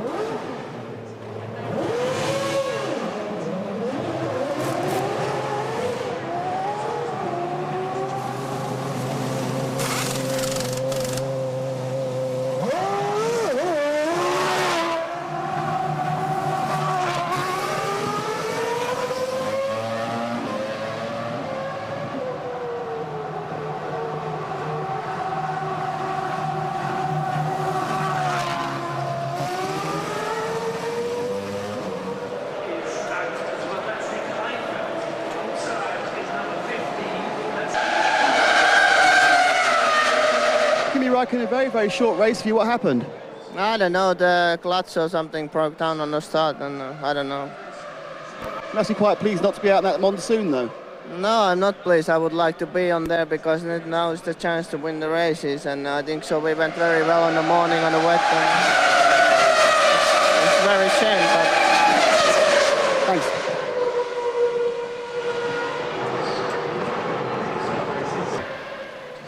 Craig Pollock, a disastrous race so far for BAR. What happened to both of your cars? Well, obviously it's a bad start to the season. One car spun off and the other car, either something split to the back of the car or the engine went. We don't know yet. I mean, there was a fire and he went out. Before Jacques spun off, did he tell you how wet it was round the back of the circuit? No, he didn't say anything at all. We'd actually already called him in. He was half a lap from coming in to get the tire change, so just bad luck. I think everybody was spinning off at the same place. Indeed. Tough luck. Thanks, Craig.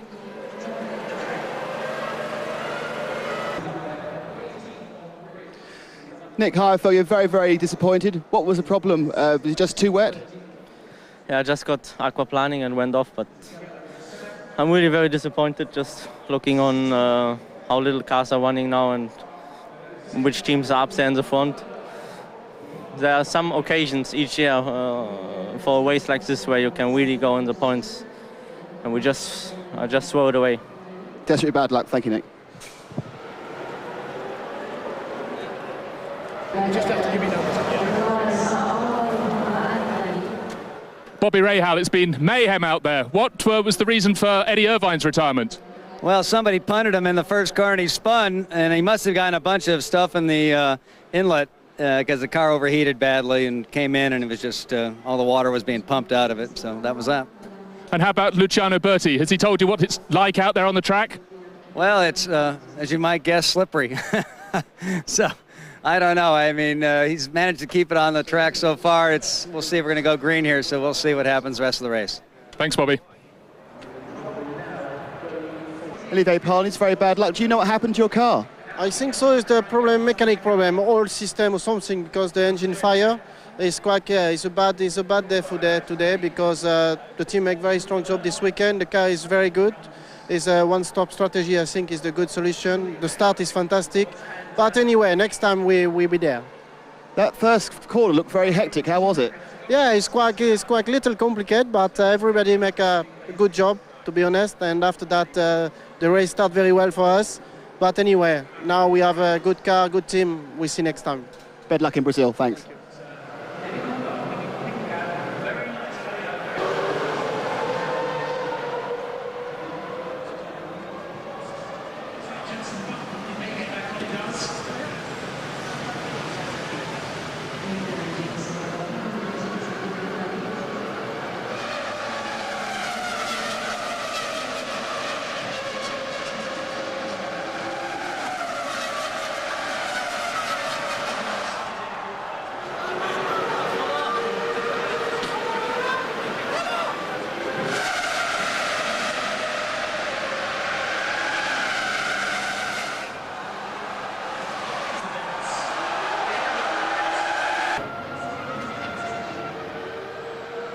Pat Simmons, we've just seen Giancarlo Fisichella pull off. What was the problem? Well, we're not entirely sure. He came on the radio and said he'd lost power. Looking at the telemetry, we can see that it's cut out. We can't see anything pre the incident that looks abnormal. We'll have to wait till we get it back and see. And Jenson Button, no signs of any similar problems for him? No, everything looking good there. Thanks very much.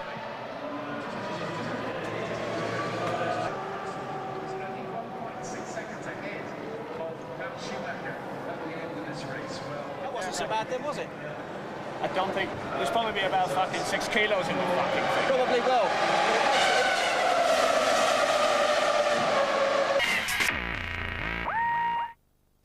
And you're back with us, reflecting the Malaysian Grand Prix. So a Ferrari 1-2 over there in Sepang. Let's hear from some of the drivers, starting at the very top. We have a 1-3 and a 1-2 finish in 2 races. We have been pole position and second position in qualifying for the first 2 races. Basically 6 wins now in a row from last year on, and that means that Ferrari is the team to beat, and they have really done a hell of a job with that new car. We just spoke to the driver of the pace car, and he just told us that he was having trouble to keep the car on the track. And I tell you, on the intermediates, after the pit stop, I fell off so many times. After that, on the same lap, I fell off probably 2 or 3 times. I had no drive. I mean, it was difficult to see where I was going. And so I made it to the end. I must be happy. The minute queue though for the drivers here, you must have had your heart in your mouth. Well, it was my fault. With all the confusion of cars falling off, I called Michael first and Ruben second, so we had Michael's tyres. So I screwed up. The only thing we could do then is make sure we got the right tyres on the right car, because then we would have had a big problem if we didn't. But the intermediates was a good choice, and we recovered. Do you think that's what won the race for you today? Yeah, for sure. I think that the key decision was obviously the intermediates at the pit stop. You know, at that time when I came down the pits, I didn't realise the safety car was out. You know, obviously I knew the conditions were bad, but that in itself probably wouldn't be enough for them to throw a safety car unless some cars were going off. We had that conversation before, so that was the downside about being at the front of the train. So you know, that obviously meant that after the pit stop, as we found out this morning, the wets once the track dried were just, you know, undrivable really for those conditions. So we lost the time there, but anyway, nonetheless, from 8th in the grid, you've got to be happy with coming through and getting a 3rd place. So confirmation of the result of a magnificent race in Malaysia. Michael Schumacher, the master. Barrichello, a 1-2 for Ferrari. Coulthard, the British driver, on the podium again. Then Frentzen for Jordan, Ralf Schumacher and Mika Hakkinen scoring just 1 point. So 20 out of 20 for the reigning world champion. Coulthard and Barrichello tied up in 2nd place, and Frentzen, Heidfeld and Ralf Schumacher. And the constructors, Ferrari away on 30 points. McLaren the only others in double figures there. Now, Tony, the choice of tyres during that Grand Prix, absolutely crucial. Yeah, critical. I mean, Michael Schumacher must have been shouting for them. So he'd read the conditions, deciding what he wanted. Ross Brawn's already said there was a bit of a mix-up there, but they had some time to put them on. And that was the match winner. That was the winning tyre. Let's take a look at the start before the monsoons came down. Incredible start by Michael Schumacher. Look at him away in the Ferrari, but Rubens Barrichello, this newfound aggression. If you remember, he clashed with Heinz-Harald Frentzen in Australia. Look, he's about to clash here. And touch of wheels with Ralf Schumacher. Look at Trulli up on the inside, trying to force his nose through. And there is Ralf getting spun out after that touch. And Frentzen gets through from 9th place. Coulthard got through from 8th place and got ahead of Hakkinen. It was a wonderful start. What astonishes me is that they spend fortunes on all these weather forecasters and gadgetry, and nobody clocked it that it was going to rain. Well, if they'd have called the airport, they'd have found it that 4 times out of the last 5 years, on March the 18th, it monsooned down. It's true. It's a fact. We called the airport, of course, Jim. Perhaps they should have called you, but when the rain came, nobody could stay on the track at all. No, nobody could stay on the track at all. I mean, Panis had already gone off at this point and perhaps spread some oil, but the water and the oil, they don't mix. Off went Michael Schumacher, a double red there. He couldn't believe. Alongside him, he sees Barrichello. Barrichello gets out of the gravel slightly quicker and goes past his teammate. There is Michael Schumacher struggling to get back on track, and they're now down in 10th and 11th place. Shortly after that, off goes Jacques Villeneuve, a long way into the gravel trap. Montoya's already gone off. There's Nick Heidfeld following him off and out of the race in the Sauber with the Ferrari engine.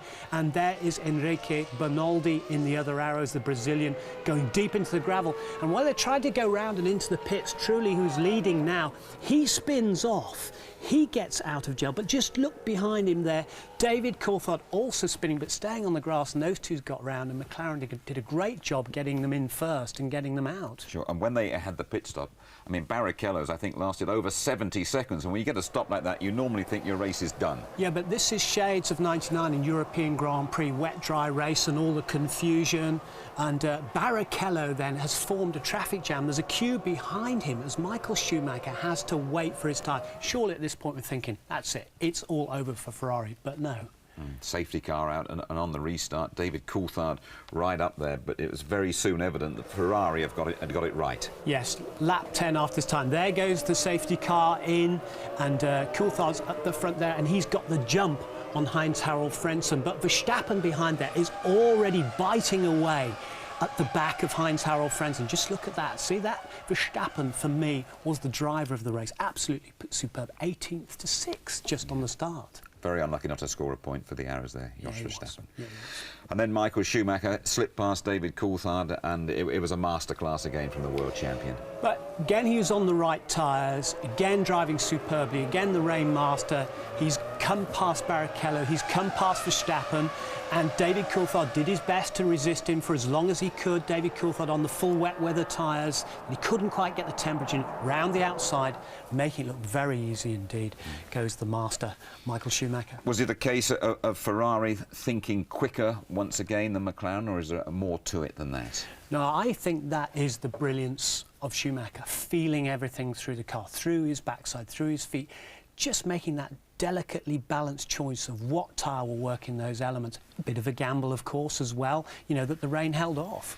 Got to mention David Coulthard here. He had a bad time in qualifying, but on the podium twice in 2 races, he's going pretty well. No, I think it's a good start. He's equal second in the championship with Barrichello, so he's not that far out. He's 10 points behind Schumacher at this stage, but he's made a good start to the season, considering McLaren's problems. Just looking back at the race as a piece of entertainment, you couldn't take your eyes off it, could you?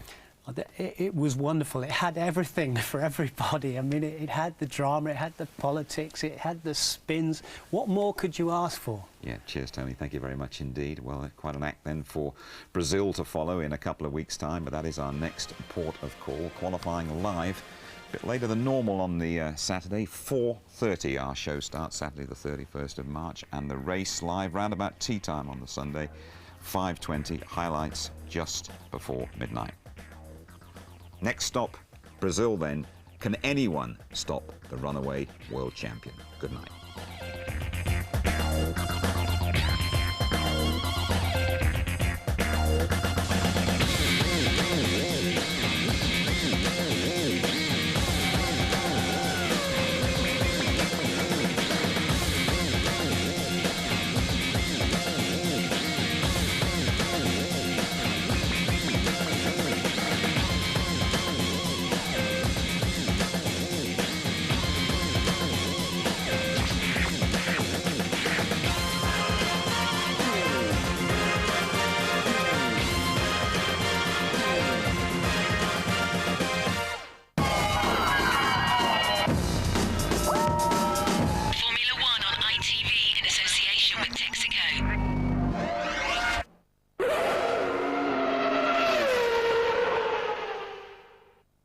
If you'd like to know more about Formula One, the website address sponsored by Foster's is www.itv-f1.com.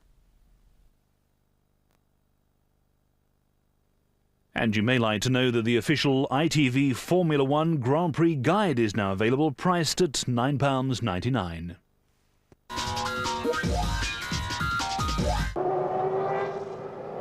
Il meccanico addetto a tenere chiusa la serranda. È stato inventato anche questo qui a Barcellona durante questi test dedicati alle prove della nuova elettronica, e ancora anche sipari sempre più alti e più serrati per tutelare la segretezza delle squadre.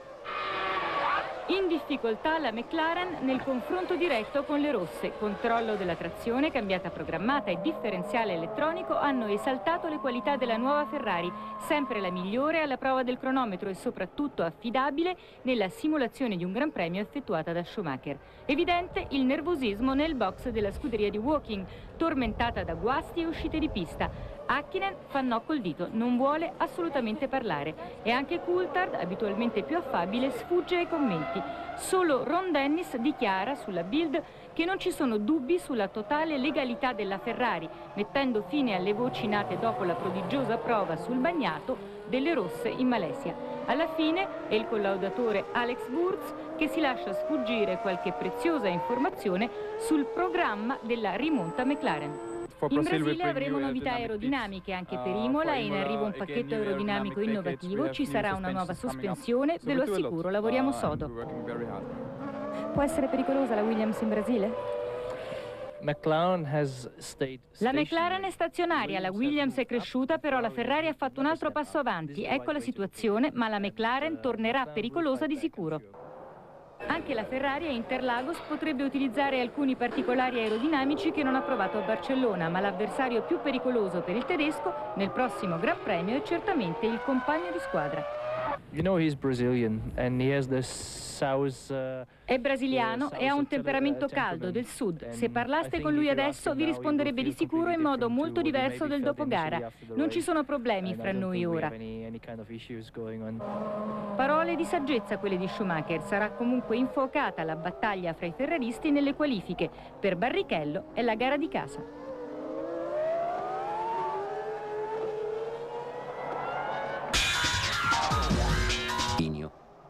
Con il doppio pit stop delle rosse che supera il minuto e con Schumi bloccato in coda come al casello dell'autostrada.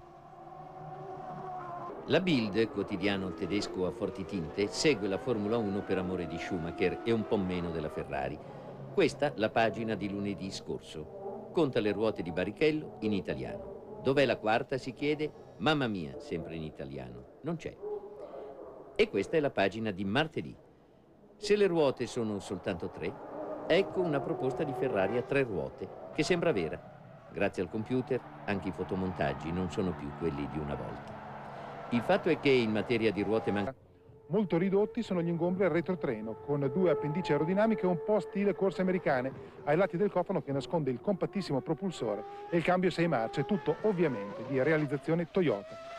Un'ulteriore sicurezza viene dal fatto che molti particolari tecnici sono stati a lungo provati in pista sotto la carrozzeria della Toyota GT1 Le Mans e a questo punto il lavoro è davvero lanciato.